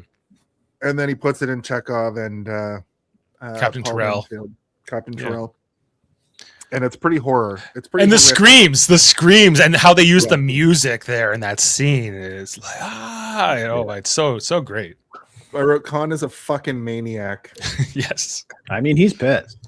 Yeah, he was always a maniac. Like when they found him, like he had already been like this incredible like Hitler and like the eugenics wars and everything else, you know. And he had to flee Earth because they were going to kill him or put him in prison at least or something. In 1996, right? Because when they made the original episode, they were like, by the 90s, we're going to have all these like super eugenics people and everything. There's going to be another Hitler. The eugenic wars are going to happen. He's going to come from Argentina for all of our wives and our blood or whatever.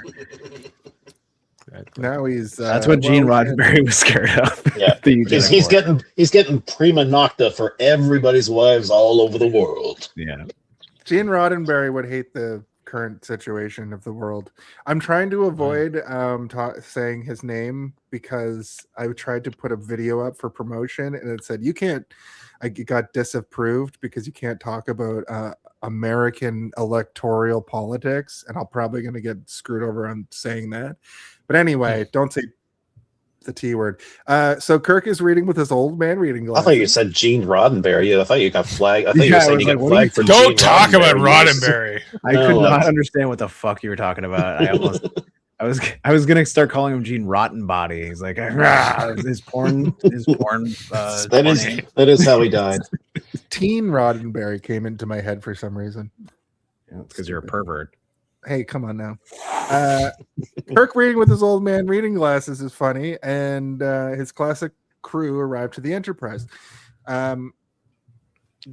have that scene with the woman standing with the weird whistle, which Dave referenced. Perfect. Yeah. And he meets all of the trainee Starfleet Academy people, and it's like they're all ensigns. And we get some ensign deaths in this movie. Some pretty horrific deaths. I mean, that's why you put ensigns in a movie, is to kill Scotty's nephew. Yeah. He was really bent out of shape about that one. I don't know, man. I think they cut some of that guy out. They cut a bit of that story out. It wasn't like a lot, but I can imagine because it's very heavy and it feels a little out of place. Because like I couldn't even remember who he was. I was like, who's this guy? Who the fuck is this guy? The melty man. Is he important? Why is Scotty so upset about him? Yeah, I don't even know if they say that he's his nephew or not. He does. He says it's his in the sister's. Theatrical. Maybe it's only in the I don't know. Maybe it's like different. No, cuts I think they added it back in for the director's edition. Like I think they took that out of the theatrical because there's even like there's a part where Kirk's doing his inspection down there and he's walking with Scotty and they like walk up to it. There's two shots, but they almost walk up to him. And Scotty, you think like Scotty would just about to say like, "Oh, this is my sister's son," but in the theatrical, they just lift that scene out. So they like walk over to him, and then the next shot they're walking like in a different direction. It'd be funny if they cut it in such a way that he's like, "This is my sister," and then it just cut off there. It's like, oh, what? That's your sister? That would be. Saavik, there's the elevator scene with Saavik and Kirk. I thought it was gonna be a flirt scene, but it really wasn't. Vulcans don't flirt. No, I thought that she was smitten, but it was more like Kirk trying to make jokes, and she's like, "That's highly illogical, bro." They do love talking about her hair. Yeah. If anything, Kirk is the one being a weirdo. Have you done something different with your hair? And she's like, it's still regulation. And then Bones gets in the elevator and asks him the same question. And he's like, I didn't notice. Yeah. I don't know. It's a little bit of comedy. I thought that was a sex joke. I thought that Bones had to take a dump. The way he was like, what the hell's going on with the elevator? I need to squirt one out. I need to get to medical. And then also Kirk is like, I'll do the rest of this inspection later. And they get ready to leave port. When he steps onto the bridge, he sees that Spock is let Saavik take the ship out of port, and she makes it, which was a good little scene. I love the all effect. expected the scene from Galaxy Quest where it's like where dragging against the side of the docking bay. I like the special effect for the Enterprise in this movie. I thought it was very effective. It's obviously a miniature. How small was it? It's a bigature. This is this is one of those things that's like the size of a car, probably. Yeah, that's about right. But there's like the one part where it's like as it's coming out, there's like a one little guy and he's like waving his arms like on like some sort of like docking bridge or whatever, and he's like, do you think that was a little robot? It's just a person that they composited. But like I think that obviously it's supposed to be like an airport where they're like, all right, you're clear, like he's clearing them, but like I couldn't imagine a world in which that would be necessary. Like a blinking light would be just as efficient. And I'm like, why do they have this guy out here? And then my brain started going even further. I'm like, no, he was supposed to be on the Enterprise. And he's like, wait, guys. He's got his lunchbox in his hand. He's like, no, I think it's Gene Roddenberry's utopian society where there's jobs for everybody, There's that. But I really miss the days of practical models, and like they do such a good job of making it feel like a real heavy big thing that they're flying through space, and it just has way more character. I don't know if it's a combination. I think that they shot on film too, and that not digital, and so it has more of this haptic feel to it. But it's also that it's not CGI. Like it's just better. There's also like, because they paid so much money for the special effects, and they paid like $100,000 for this model, and they're going to spend 4 days or whatever shooting it, coming out, like getting all the shots that they need, and then composite it all together, edit it all together. It's like they're going to take some time and let you appreciate every angle of it as it's coming out. And you're sitting there for maybe like, what is it, like maybe 2-3 minutes of them leaving space dock. Whereas now it would just be like dun dun dun dun dun. It would be like punch it now or whatever. And, no, it's like, and it's very effective, I think. But when you like watch the Artemis launch, right? And you know, like going through space is kind of a process, right? You know, and I know we just want immediate, like, let's get on with it. But when are they going to get to the moon already? It's like, no, they're not going to get there for like at least 4 days. a day. 4 days. Kids these days. Yeah. They also, the trajectory was weird because they like have to leave Earth at an angle so they can get into space. They had to like kind of go around once and then flip. Well, I looked at the trajectory of the Artemis, and it actually had to meet the moon at a very mathematical angle. Like it didn't just you don't just fly up to the moon. You have to like get into the trajectory of where the moon's going, and then you get caught in the gravitational pull to go around it, and then they got sent back. Like it's very, very interesting what the Artemis 2 did. And anybody that's like, wow, it's like, fuck off. You don't know what you're doing. Who's like that? Who's rah-rah? I've never heard anyone say that. Who's rah-rah on the Artemis? Yeah. So many rednecks. Probably the flat Earth people, the ones who believe flat Earth Earth is on the back of a turtle or whatever. They never left. They were on the flat surface the whole time. You can stay on your flat surface. I'm gonna explore. The sky is made of mirrors and turtle juice or whatever. We're inside of a permafrost, and everybody knows it. Turtle juice. Right. So anyway, now we go over to the regular one, and with the blondes, and they get a call from Chekhov and the Reliant. They're coming back early. They have new orders. And they're like immediately skeptical. Like, what do you mean you have new orders? It's like, Kirk gave us new orders. And they're like, well, we're gonna call. He does do the biggest, like, excuse me, let me check notes. Hold on. What's that, Con? Kirk. The order came from 1, 2, 3. Captain James Kirk. Admiral James T. Kirk. You might as well have had Khan off to the side, like you don't see him, you just hear him be like, say Kirk. Say Kirk. But like that kind of happens because Chekhov is like, what do we do? Well, I guarantee you that's probably what, because Khan wants Kirk to come, right? So like if he says that Kirk did it, then there's a higher chance that Kirk will show up on the doorstep so that he can fight him in space. He wants to have a space battle with him. And they also hates Captain James T. Kirk. They jam the transmission, which was a cool little scene where Carol can't hear what Kirk's saying, or Kirk's asking questions, and it's like static on the screen. As like an audio engineer man now, like having to do tons of sound design and stuff for a bunch of different things, like I look at a lot of like scrambled actual audio, and the more technology changes, the more different it becomes, and like audio scrambling and like jammed transmissions are not nearly as interesting in real life as they were in movies back in this era, and even all the way up until like you almost add weird shit that would not actually occur just to make it slightly spookier or crazy. It's like static appearing on a TV now doesn't exist because we don't have that same sort of technology anymore, right? Did I send you that TikTok of like things in movies that exist just for the sake, like lens flare only happened because it would happen, and now they add it into movies because you feel like it should happen? I don't know, but I mean that's a J.J. Abrams thing for absolute certain. He loves putting a lens flare into things when it doesn't make any sense. Like people add lens flare into completely digital effects, right? Because it's like, well, but like that is a phenomenon to lenses. Like a lens Yeah. picks that up. Your eyeball doesn't catch lens flare. You'll go blind before you get It's a like lens taking flare. a drag of a cigarette. You only hear the crackle of a cigarette inside your head, but in every movie with somebody taking the drag of a cigarette, it's foleyed in. But that's a sound that happens inside your own mind. You don't, when somebody's taking a drag of a cigarette, you don't hear them. There's just Also, It's just another bit of the magic of filmmaking. Like punching somebody doesn't necessarily sound like like the Indiana Jones. The classic Foley is punching a cabbage, I think. Yeah. The Indiana Jones punches that sound like somebody like actually producing a shockwave with their knuckles is insane. Yeah. Sounds good though. So the people on the people on the regular one they argue about the situation. They're skeptical about all of it. And then Kirk goes to talk to Spock, tells him the issue.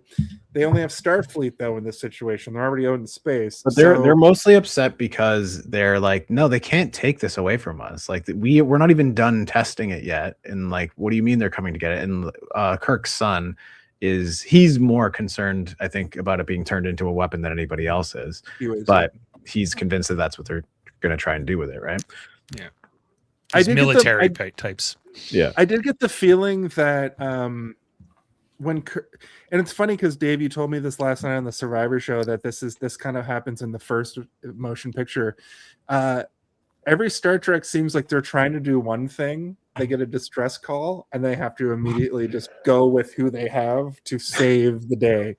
And that's what happens here. They're like, well, we're already out here. All we have is this crew. We have to immediately go check out this distress signal. Even though it's an old ship and we got a bunch of kids and whatever. Yeah.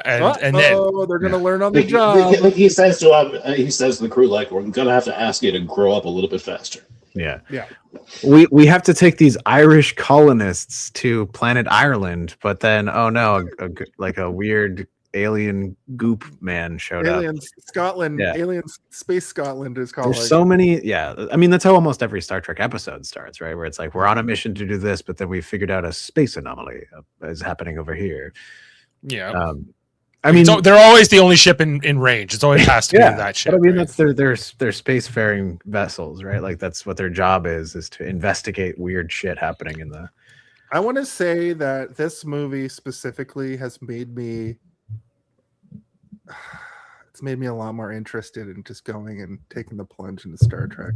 And this movie has kind of done it. Do it. And then Graham actually kind of doubling down and being like, I was joking, but then I watched it 10 times. I kind of there are so many movie good kinda episodes of made me get TNG it. that you will like. Like I think TNG is the. I watched. So me and Madison, my wife, had a bet many years ago where if I would watch TNG if she just played through Final Fantasy VII, and she made it about 6 hours into the game. I made it about 3 hours into TNG, and it's not because I didn't want to keep watching. It's not. She made it 6 hours into a video game, and you couldn't make it through 6 episodes of a TV show. Well, let's just say that I liked what I was seeing. That first episode of TNG is fantastic. I mean, season 1 is a little rough. It's hard to get. Yeah, like it gets a lot better, especially season 3 onward, I would say. Yeah. But there are some good episodes. There are some good episodes in season 1 and 2, but like it does. They don't really find their stride until that season 3, and then it becomes like the biggest show in like America. And, like, the My point is like me as a completionist person, I almost have to start at the beginning of all of it. Like I want to watch TOS, but the thing is like I would never go and watch TOS then. But watching this movie and seeing bits and pieces from that Space Seed episode, kind of want to go watch all of TOS and then just fucking just wait till you get to the episode where Sulu is running around with a sword, being like, I gotta tell you about. I have a lot more appreciation for TOS than most Star Trek fans, at least my age. And I would say there are 10 amazing episodes of the original series, and there are about 60 kind of episodes. It's only like 3 seasons of TV, right? But there are 79 episodes. Well, that's that's a lot. 7. That's 7 seasons by today's standards. 8. Yeah. But you don't have to watch the original. I mean, the movies they do a good job of like, the character. And the same thing with like TNG. You could potentially skip all of season 1, maybe just jump into season 2, because that's where you're really getting to know all the characters, and they don't bring anything back from season 1 that's all that important, Except for Tasha Yar. Tasha Yar, yeah, that's true. And also, isn't the second season where Polanski shows up or whatever? Isn't Pulaski's only there? First episode of TNG. Polanski? Pulaski doesn't show up till she's only there for season 2. She's Roman like the Polanski shows up and he's cutting underwear in half, and they're like, "What are you doing?" yeah, inappropriate. Pulaski, yeah. Anyway.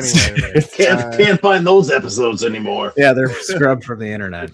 It's like Doctor Who. They're all over the files, Burnt in though. a fire in Europe, just like Roman Polanski, or so we think. So anyway, yeah, Kirk you should has watch to it. take control of the Enterprise, and he is going to take over for Spock. But Spock is like, Admiral's a mistake. You got to take over the ship, and then he gives him the needs of the few. Outweigh the needs of the many. Yep. This is a great scene. This is a great scene The needs between of the few outweigh the needs of the many is the line, and I'll die on that. That's hill. how Jason lives his life. But like this is like Nimoy and Shatner were strong in the original series, but like I feel like this scene is like the beginning of like their cinematic like them working so well in a cinematic sense, because the first movie, like I don't think it really works. Like and Kirk and Spock don't really have any great moments in that movie, but this is like, what do these two mean to each other? And I know they're setting up because Spock dies at the end, and then Kirk has to grapple with all that. But it's such a strong thing, and this whole idea that they've matured. Star Trek really struggles with this idea, like now Kirk's an admiral, now Spock's a captain, like, and they were doing it in this era, but like on like Next Gen they were like, no, like Wesley Crusher's an ensign forever, and Harry Kim or any of these kind of characters. Geordi can never get laid. He's not allowed. He's just not allowed. Yeah. I agree. And I think it's like it's important, not just for the movie, but as you say, throughout the entirety of the series. But he gives the the needs of the many speech, but then he also bookends it by saying like, "I have and always will be your friend," which is like even more important maybe than the needs of the many speech. But it is kind of like part of it, right? Mm-hmm. It seems like it's meant to be a Vulcan proverb, but it's also like the most human thing you can possibly express to somebody, right? Yeah, and what when I think about this movie and like the relationship between Kirk and Spock, and I think you were referencing Kevin Smith earlier, Graham, and like what Kevin talks about in a lot of his films is like the relationship between two guys, like who are not like romantic with each other, right? Like who are just like brothers, and it's as almost as close of this relationship as you get without being romantic, and that's like what Kirk and Spock are, and that's what like Jay and Silent Bob are, or like Brody and the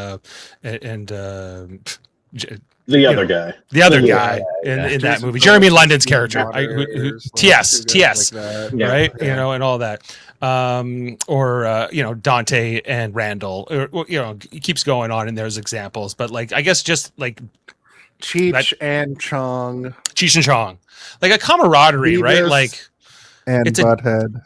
It's a different kind of love story, It's not a romantic love story, but it's about kinship. It's a bromantic love. It's a bromance. It's a bromance. And Undertaker. Yeah, and I think one thing that talk about being stuck in sort of an infantile, non-developmental way of thinking, like that's something that has gone on forever and still has a hard time even moving beyond that, right? Like bromance went from something that was like not even a word to something that became an overwhelming word to something that like it's now gone backwards, or it's hard to express it now. But then there's also things that just it just exists. It's a sweeping thing, and it almost is impossible to show a relationship between a straight man and a straight woman that don't eventually bone each other. Like, can we get right? Like, if you had a straight man, straight woman, or whoever, like, what two people that could have this kind of relationship where there's no romance, like, or possibility of that. Like, that's not what this is about. Like, it's a different kind of. It's like more like brotherhood, I would say, or something closer to that. For sure. Yeah. No, that's good. I mean, and then obviously we've already said like it is also setting up basically the end of the movie. We're seeing the end of the movie in a composited little tiny sliver of the introduction of what they mean to each other, and it becomes much larger near the end. Because I don't think that like Spock in general, he doesn't have a ton to do in this movie. He's cocking an eyebrow and saying important philosophical things to people throughout it, but like he doesn't have a ton to do, which is I think why this is important that it's him, right? It could have been anybody, it could have been Bones, it could have been whomever, but it's important for it to be them. But I do think you're right, where it's set up like a whole bunch within one moment that an entire series of television and a major motion picture did not. And it continues from here onward, and we understand their relationship with each other forever after that. They're best friends. They're best friends, and they've been through everything together. Yeah, including death, the death of one of them. Yeah, and Kirk is kind of doubting if he still has it. Kirk is kind of feeling like, well, I don't know. I'm kind of past my prime, aren't I? And you get the feeling that there is absolutely no doubt in Spock's mind that he isn't, right? Where it's like, you're doubting yourself, but I have no doubt in you, Captain. And Spock is 3 years older than Kirk, so like if anything, like he's like, what are you talking about? Yeah, it is logical to believe that I am over the hill. Mm-hmm. So Kirk tells the squad the issue. He's going to assume command, and then they're going to go to the regular one. Over to the Reliant, the con group tells him they are free. So they don't need to. We do not need to go after Kirk. We're free. We've got this ship. We can just leave. And Khan is like, no, Yeah. See, he's a superhuman, and he got one upped by this regular dude immediately, and he just can't let it go. Of course, there's also the added revenge of how City Alpha 5 or 6 ended up. And so, he grabs them by the lapels and he says, "Let me tell you a story of Captain America and how he embarrassed me once." And you're like, "Oh no, it's evil Captain." Let me tell you the story of Captain Ahab and Moby Dick. Capitan America.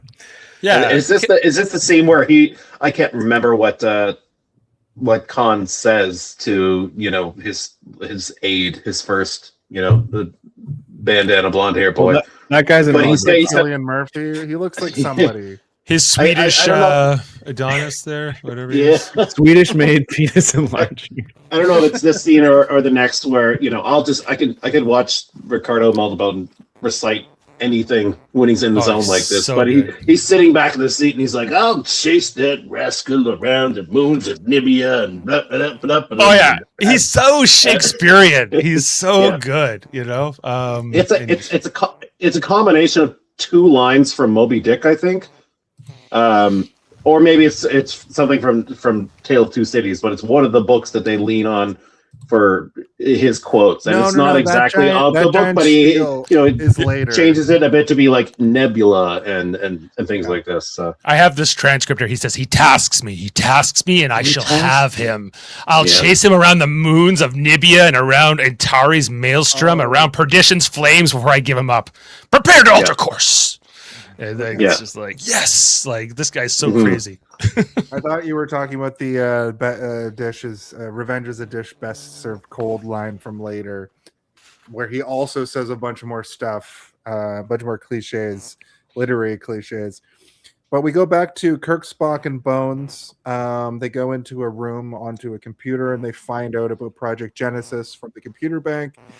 And basically, it's a reiteration of what we already discussed. What's interesting about this from like a movie making segment is the special effect for like showing space is already great, but when they go down onto that planet and show like the surface of the planet, I think that's some early like Tron era CGI, but the CGI is actually great. Like it doesn't stick out like a sore thumb like CGI of the era does. If it was animated traditionally, I wouldn't believe it. I think this is actually computer generated image to show the surface of this planet at this point. Do you guys have any insight on that? It is. I think it looks good. I mean, it looks like a. I mean, we watched the NASA launch like last fucking week, and it was the same graphical, of the shit when we're watching what they use. It's like they're scientists; they don't give a fuck about graphics. Right. All the special effects were done by ILM, and this is at the time when ILM was still in its infancy, right? Like, had it done Star Wars, like I guess they had done 2 Star Wars films before this. Yep. I mean, so the reason that I don't believe it, like, or not believe it, it's that it doesn't matter to me, is that if they were to show this when it goes down to the planet at the end, and this was the graphic we got, that'd be horrible. But they don't show us that. They show a beam of light and then they show a beautiful planet, right? Whereas this is a graphical rendering of what we believe would happen.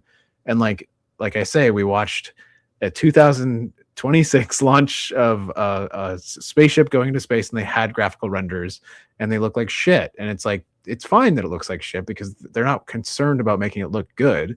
Because if they make it too good, dumb idiots will be like, it looks fake. It doesn't even look real. It's like, well, that's not real, you fool. It's supposed to be fake. So they make it look faker on purpose. Yeah. They find out at this moment that they themselves, David already talked about this, but they find out now that if they were to use the Genesis weapon on a planet that has life, it could be perverted and used as a weapon to destroy life. Bones does not care for this. Spock speaks up. He's sort of like logical about like, yeah, but you just use the weapon to like create new life. And then fucking Bones is just racist to Spock. Calls him a you aren't feeling. Oh, well, that's not nothing new. That's all in the original series, and it continues throughout. It's a very much a thing. Yeah, blooded hobgoblin. Yeah, green blood. Yeah, he does it all the time. There's a few times in the original series where Spock says, "I don't think I like when you say those things to me," in these things. But it's basically like the analogy in the original series was like they're the two, like the angel and the devil on Kirk's shoulder in a sense. Not that one's good and one's bad, but one's humanity, one is logic and reason, right? Like one is emotion, one is heart, and the other, so you're these two things that are kind of coming at Kirk, our hero, our main character, and him trying to balance these out. And there's a reason that this technology is top secret, for the reasons that McCoy is bringing up. And McCoy objects to like Spock not having enough humanity, right? Where's your humanity? You're half human, but you act like a Vulcan, you know. He's like, I was not trying to weigh in on the moral quandary that is in place here. I'm simply telling you exactly what would occur and what would be useful for it. And it's like, well, God damn it, I hate you so much. I need a drink. Yeah, right. But they also do, like, he does love Spock as well, right? Like he's concerned. Oh yeah, these three are best friends, right? Yeah. So it's kind of like you ragging on your friend, but it's not in fashion as much as it may have been. There are two that go at each other a little harder than the other ones. Yeah, I feel like if Scotty wasn't down in the engine room all the time, the four of them would be best pals. But Scotty's always like, I gotta be down fixing the engine, bro. Scotty's not in the inner circle, as they say. But he's like, what they say is Scotty doesn't know. Scotty doesn't know.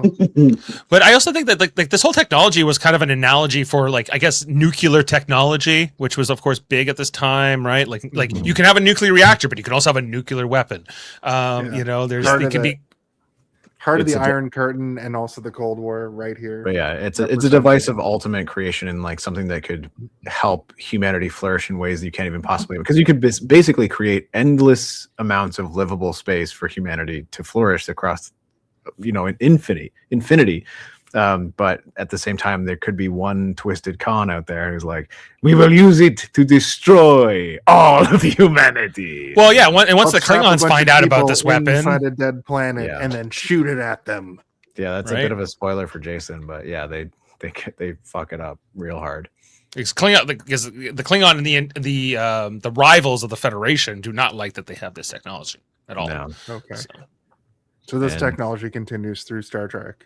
Well, at least through these movies, at least through this trilogy in particular, I would say. Like, so this movie, the next, and four. So the next movie, The Search for Spock, is they go to the planet that they created at the end of this movie. But also Christopher Lloyd shows up in Klingon. Christopher Lloyd shows up. At the same year, he was doing Back to the Future, by the way. He was also in Star Trek. So he's a good Klingon, man. 85 now. It's 80. The next movie is 85, the year I was born. Hell yeah. And I think that's the first. Yeah, maybe it's 86 they do it, but no, that because the Klingons show up in the first movie, right? They're there in the first movie, but they get killed really quickly, right? But they have all their head makeup and shit on, right? Like that's when they get the new look. That's the movie that comes. The glow up, yeah. What do they look like in the original series? You're talking about when they get the new look. With the original series, as Jason was talking about how bronzed up Ricardo Montalban was, They're just just basically that. guys. they're just bronzed up guys. Like, well, John Kalikos, who was like on Lost in Space and a bunch of other stuff, but he basically just got bronzed up in like And a they dark. they had like the Abed and Community, The Fu Manchu kind of thing. Yeah. they had like the goatees. They all have goatees, and they're like dun, dun, Troy and Abed in the morning, evil Abed in the morning. I've been watching a lot of Community lately. Yeah, all of Kronos. It's another one of those comfort shows. I could fall asleep to that Yeah, all day. Totally. I'm due for a rewatch. I'm gonna show you an original. Can't. Anyway, I'll show you an original Klingon after I get us to the next moment. They get a message to the Reliant. Khan is fucking with them. This is where we hear the Klingon proverb: "Revenge is a dish best served cold." Kirk calls for a yellow alert. They lock phasers on Enterprise. Yellow They alert doesn't shot sound that bad, horribly. But It's I guess just a yellow alert. It's just below red alert. Yeah, that's true. I guess, yeah. but You think Feels there'd like be other- orange should be in between those, right? Yeah. so this scene is interesting because like when they see the Reliant, they're like, "Oh, it's the Reliant. It's here." That would be the it's Amber back." Alert. Oh, Right. And as it rolls up, Khan is like, they don't have their shields up because they think that we're One big happy fleet. Yeah. Let's friendly Mhm. fire them, and they friendly fire them, and then it does basically the same effect of that first scene of the movie where they're doing the Kobayashi Maru, and it doesn't kill any. It doesn't kill any of the main cast. It doesn't kill anybody important. Yeah, but if people are going flying, it's pure chaos. It was a good little. I do also like that Spock is like, they knew exactly where to hit us, Captain, and like he's pointing out like they literally every single specific spot that you could cripple us, they did. Like they knew exactly where to hit. So whoever's on Genetically engineered intellect. Yeah. knows. But also Okay, here it is, and I'm not saying that this is necessarily it, but in Space Seed, like as soon as Khan wakes up, he tells Bones like he realizes he's on the ship, and he's like, "Oh, do you have any like technical manuals or whatever?" And Bones is just like, "Yeah, sure." And he slides this like monitor, this touchscreen monitor towards him or whatever. It's like, "Here you go."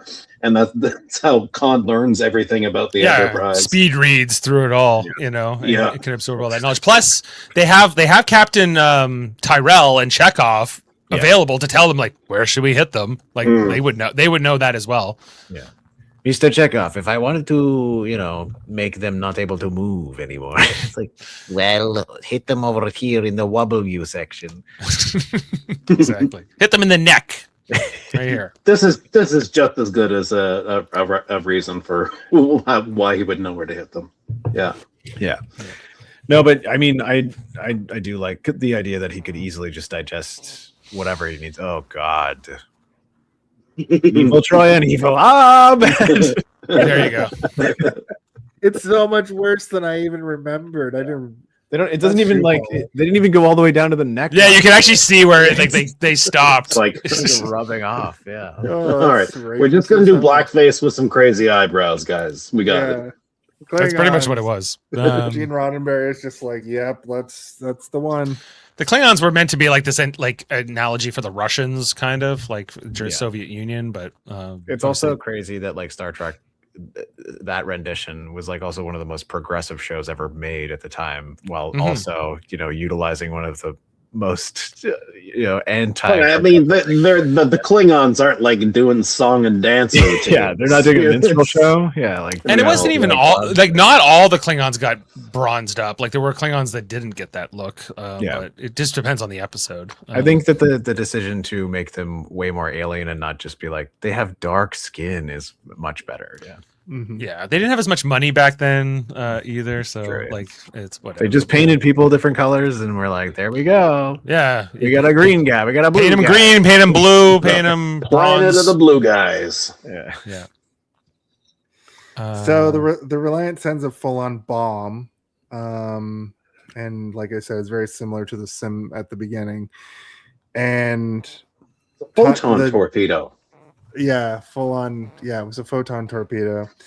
And I think, the Reliant finally wants to get on screen, get on camera, wants to do a FaceTime, and he's got all of his, discuss like, the terms people of around him, like surrender. hitting him with like lip liner, and like hitting him with like an anti-shine poof, like poof.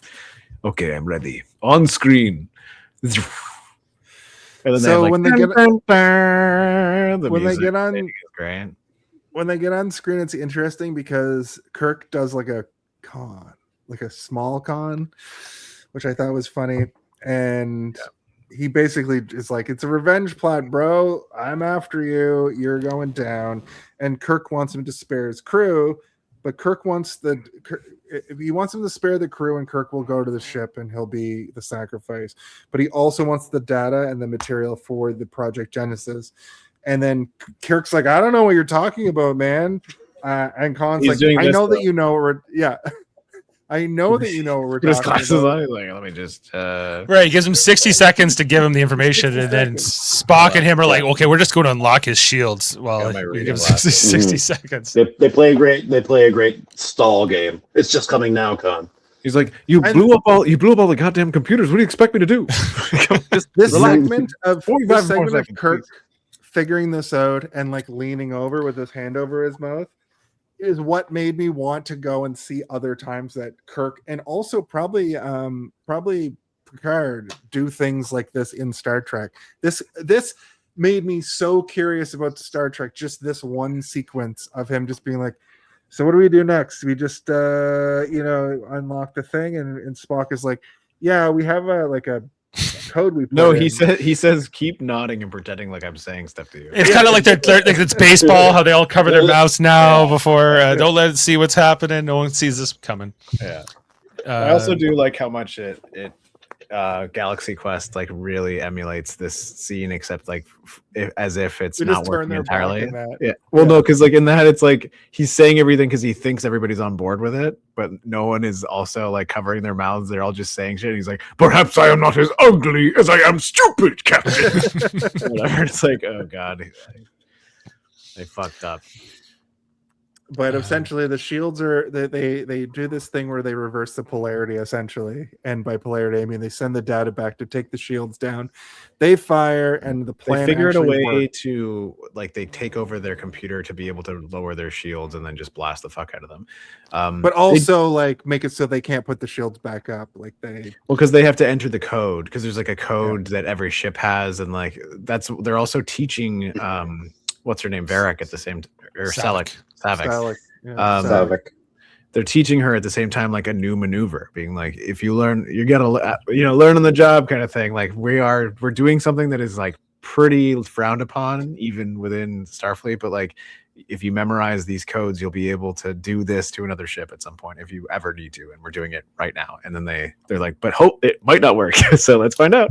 If he didn't change the code, if he hadn't thought it, if he didn't think to do it, and then even Spock is like, if he didn't change the code, he is extremely intelligent. He could have thought of that already. I think this is where we get Khan's second in command, Swedish model boy, where the shields start going down, and Khan's like, bring him raise back him up. again or whatever, and he's like, I can't, and he makes this like slamming all motion. right. It's a real pouty thing. There's tons of great performances in this movie, but that doesn't mean they're all great performances. Yeah.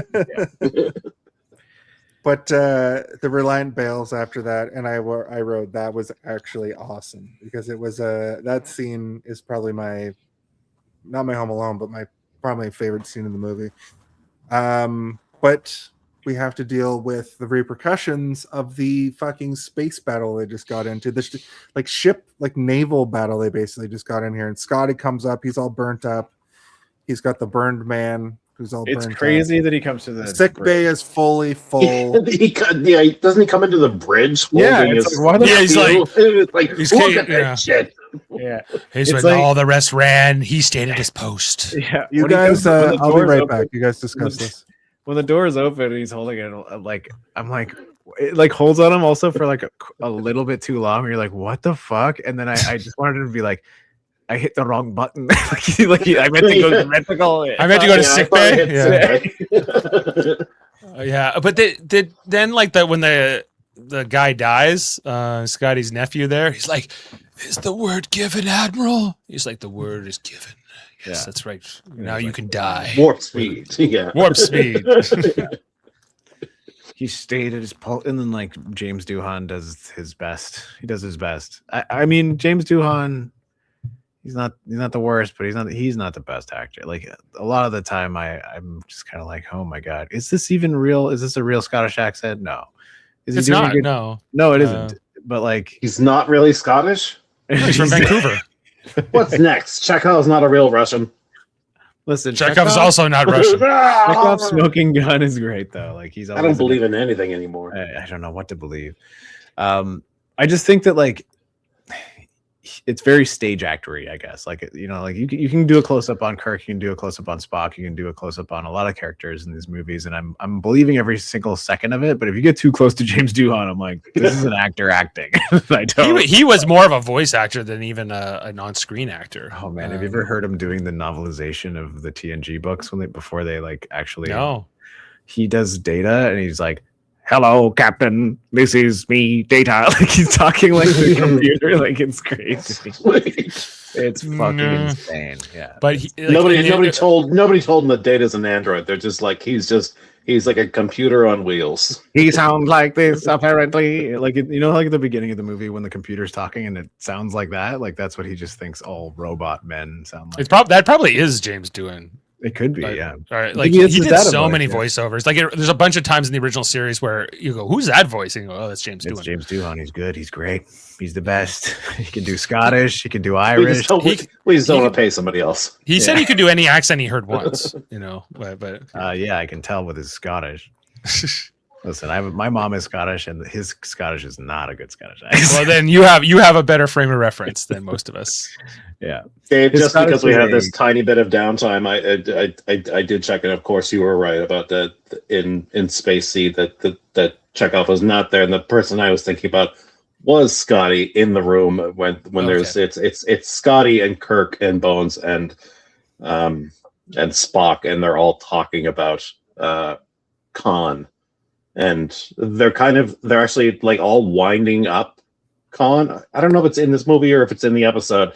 Or they're not winding up Khan. They're winding up Spock because they're talking about Khan and like, wow, he sure did conquer a lot of countries. And like, oh, it was really like, quite the leader. And Spock was like, I don't believe this. How could you say this about this man? And then they all laugh. And I'm like, aha. Yeah. Stupid. Something about like, well, you can still admire somebody even if they're totally evil. Yeah. I hear there are a bunch of it's a high percentage of men in the world think about the Roman Empire on a regular basis or something. I'm not one of them, but no, but I guess I think about. I'm just in it for the baths. Yeah, yeah. I think Final about Jean-Luc. Fantasy is my Roman Empire. I think about Jean-Luc Picard like way more than I think about the Roman Empire, and I think I always will for the rest of my life. But like. Yeah, when that was revealed for a while, because it was a thing where like a very high percentage of men were like, I think about it maybe like 3 times a week, and you're like, what? And then some people were like multiple times a day, and I'm like, what? And then some guys like, don't you know that all infrastructure that we deal with, like roads, were invented? I'm like, okay, well that's fucking. Is this weird. just the Andrew Tate crowd or something like that? It is. Well, but it's it was just beyond like, that. It wasn't like just boring men. It was way beyond just the Andrew Tate crowd. It was like it's most people. It's most men. It's crazy. But not us. Also, apparently, a lot of men don't wash their assholes or whatever as well. So I think about the Roman Empire like maybe once a month. I like it comes up like I not never very often think about it ever. I don't think about the Roman Empire ever unless I'm watching a movie about the Roman Empire. Yes. Again, the Final Fantasy is my Roman Empire, and Final Fantasy and the Roman Empire are very. And the Romulans are very much the Roman Empire too. Yeah, so maybe you actually think about the Roman Empire more than you think you do. Romulan Star Empire. Yeah, but you're just thinking about the Romulan Empire. You're like, oh yeah, potato. Yeah. Mm-hmm. Potato. Pretty sure Romulus is the name of a Roman Empire. Romulus and Remus are like the two brothers that founded Rome. So yeah, there you go. It's kind of on the nose. Right in the name. Yeah. They make it to Regular One. They try to message them, but there's no response, and they think they might be gone. then they have that conversation about how there's like the planetoid behind them, which is the Alpha whatever 5, I think we learned earlier. And they're like, what if the Reliant is just hiding behind that planet, which I feel like is where it is. What do you ask? Or when they come back, the Enterprise is on the other side. Anyway, they have a chase around that in a minute. But before we get to that, Kirk goes down to the station, and the away party is set and ready to go. This is a pretty cool part, like where they go down. The costumes are awesome. Yeah, when they come down and everyone's got their like flat collars, like their winter coat on. Yeah, he's like, but he's in full Dracula mode, like dun dun dun. Let's go. And it has all these big pockets in it. Like it's such a like he never wears this again. But it'd be great if he started putting things in his pockets. Like we might need this for later. Samples. Like, ooh, samples. They get their phaser set to stun, which is a classic Star Trek line. Mm-hmm. And they investigate, and there's a jump scare, but it's just a rat. It's a rat. But then there's another jump scare that's bloody. Then there's another, yeah. They find the dead guy. Oh, yeah, that's right. I was thinking it was tortured. down. Moments later, there's a person. There's like several ineffective jump scares. There was a rat. There was a cricket. There was a can fell over, and then that's it. And we're like, what about the bloody hands? You're like, oh god. You like flashback. You're like, I blanked it out. It was so scary. Yeah, a bunch of the crew is dead. And they but I mean, just getting hit in the face with bloody hands would be fucking terrifying. That would be crazy. Bones is like, ugh! God damn. And I like that they blood just isn't coagulated. Their rigor mortis hasn't set in. This couldn't have happened more than like maybe an hour to 2 hours ago or whatever. And they case everything. There's blood pools everywhere. Ahura is trying to talk to them. But then they find Chekhov and Terrell in containers or whatever. I don't know. Container, like a fridge or something. It's like a weird. He has to he punches a little controlled. It's like a weird storage vault or something. Yeah, it's like a little luggage container or something like that. Yeah, it reminds me of anything. It reminds me of anything you'd find in like a sci-fi game that you would like open and there would be like ammo inside it or something. That's some real Mass Effect shit right there. But there's a man jammed in there, and it's tiny twink Chekhov. You've got a man. Man Jam was my nickname in high school, and also was Tiny Chekhov. Was also my nickname in high school. They find Chekhov and Terrell there, and they're both in such like that daze that you talked about before, Stephen, where like especially Chekhov is like, he put things in our body, Captain, and now we are. They were worms inside our brains. Now we are worm free. Do not tricorder us at all. No more scans. No more scans. And then it's Paul Winfield as Tyrell. He's like, he tortured those people. He like the way he describes it, like it just adds to like the menace of Khan and what he's frightening. Like, it does, again, not to bring it back to video games, but it feels like when you find somebody and you're like, what the fuck happened in here? Like something from like Dead Space or something. Dead Space is what I was going to say. Yeah, there's like a bunch of corpses. Yeah. They torture. He's like, they tortured them. They didn't tell anything. Like he wasn't able to get any information out of them. I guess he didn't have his worms to be able to do it, but we didn't get any info. And that's why they don't have any information on the Genesis project. And they also hid the Genesis project in, I guess, like a transporter, like a mid-transport beam or something. Like some sort of crazy smart way to hide it. So they kind of died as heroes, like they were like they didn't give up anything, and that allowed Marcus, Captain, like Dr. Marcus and the other Dr. Marcus to escape and hide. I don't know, man. If I was a scientist on that place and a bunch of Captain Americas showed up, like lifting people up and slitting people's throats, like, we hit it in the transporter beam already. Just don't kill me. What's crazy about that too is Carol and David like escaped out the transporter, and these people died letting them, like buying them time to escape, which is also crazy. Right. They believed in the project. That's the self-sacrifice. But it's also like this. By the 23rd century, humanity's a little bit more willing to do that kind of thing, for the greater good. No one's greedy anymore. Less so. Yeah. But we never hear about this era in Star Trek of the 2020s. Maybe we do. I don't know. Well, anyway, we do. This is when World War III happens and the world nearly gets destroyed. In the actual lore of Star Trek, that we are all about to go through a big change. After seems like we're right on track, everyone. We're right on track. Don't worry. If anything, we're accelerating things. Yeah. So we see Khan listening into this as well, and Spock says the mission could be days for some and hours for others. This is a part that I sort of my eyes glazed over at, but I think it's that thing like Interstellar where like they're going to go down to the planet up on the ship. It's only going to be it's going to be days, but on the planet it's going to be hours. Right. But, like what's really happening here is that like there's this kind of these misdirects Graham is from nodding at everything I just said, so I don't even.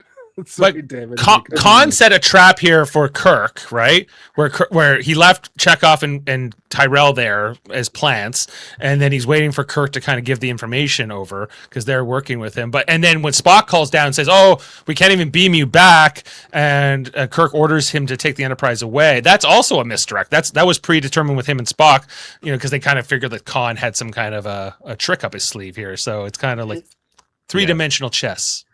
Yeah, the whole minutes and hours thing reveals itself later when they get back on the Enterprise, and we're jumping ahead a bit, but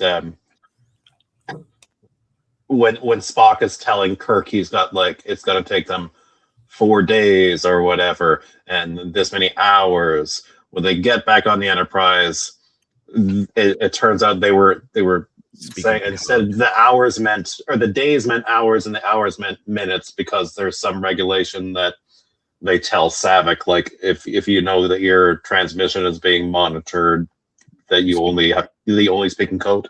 Yeah, they speak in code. Yeah. I've seen this movie before, and I watched it, and I was like, oh, they were speaking in code, but I didn't know what the code meant. I was like, okay.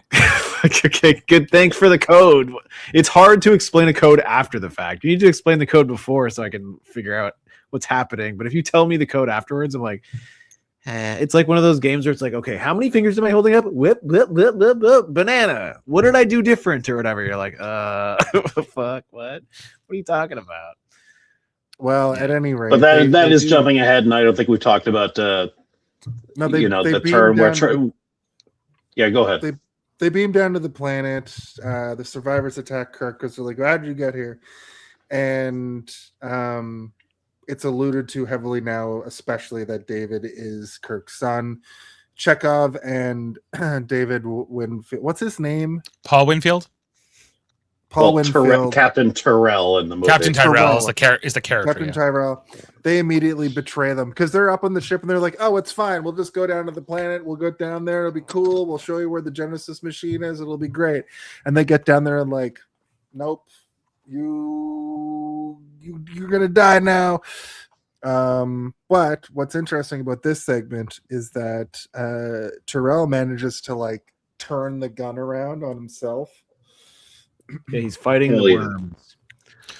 Because there's the first guy that gets vaporized, right? Like he's just some random scientist for like Carol Marcus's like assistant or something. He gets vaporized kind of by accident, and then Captain Tyrell, the real Captain Tyrell, is able to resist his worm because after Khan tells him to kill Kirk, right? And he's like, no, and then he's able to turn the phaser on himself and kill himself there, and it's a good effect as well. This is one of those things that actually kind of freaked me out when I was a kid, where it's like, ooh, vaporization, scary. And the scream that like Captain Tyrell gives as he's being vaporized. It sounds like it's very painful. Yeah. It doesn't sound pleasant, that's for sure. So I was confused with this next part because the worm just voluntarily climbs out of Chekhov's ear. And when it happened, Winslow get fucked, and it's like, gotta go. Well, I thought what it meant was I thought I missed something where like after it wraps around your cerebral cortex, part of it leaves you or something, but that's not what happened at all. It just said, fuck this shit, I'm out. It was a thing where once it starts to laying eggs in your brain or whatever, it's supposed to drive you insane, but he didn't give you time. Just his balls were too big. Chekhov smoking balls. Yeah, he's got big balls. My interpretation of it has always been that like Chekhov was able to fight it off or something. Like he had enough. I'm writing that down. He fought back hard enough, and the creature left on its own. My brain is bigger than everyone. Well, also he's supposed to be like a crazy genius. Like Chekhov he is meant to be one of the smartest people. He's like Spock's protege. He's as good a science officer as Spock. Or consider that the little fucking, what do we want to call them? Worm? Yeah, the brain worms, the RFK brain worms that were put in there. Maybe they have a sort of a hive mind mentality. So when Terrell's got killed, that's what I was in thinking. such a dramatic fashion that the other one in Chekhov's here was like, "Where's my bro? Where's my bro?" Yeah, that could be too. Yeah, I've got to get out of here. Hold on. And I love how Kirk vaporizes it like right next to Chekhov's head. He's like, boom. Not a I do moment's like waste.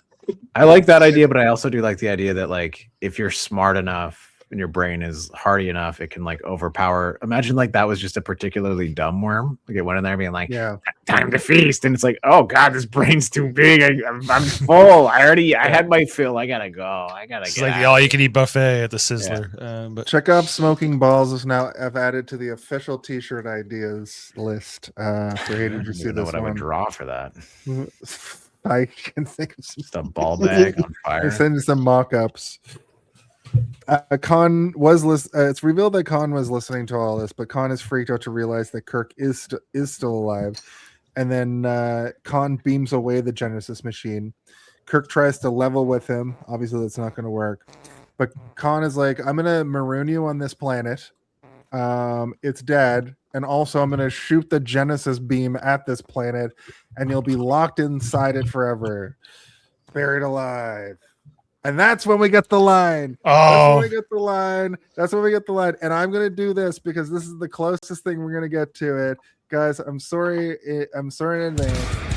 That's when they said the name of the movie in the movie. Now, I know that they've said Khan 1,000 times in this, but I think that the Khan line is sort of representative of the title of this movie more than any other part is. It's true, and he also does say Star Trek II: The Wrath of Khan. Yeah, that's actually the whole line. I truncated it because originally they were going to call this movie Revenge of Khan, but they thought that Return of the Jedi was going to be called Revenge of the Jedi because that was what they were telling people it was going to be. So like, we can't have the same name, so they made it Wrath of Khan instead. They also but not before they called it Return of Khan. Yeah. And they were like, shit, not again. They got us again. Like, what's a word they're not going to use at Star Wars? And they're like, I don't know. Again with the Khan. The lust of Khan. Lusty Khan. Busty Khan. He is pretty huge busty. Naturals Khan. Khan strikes back. No! Damn it! The Khan Empire strikes back.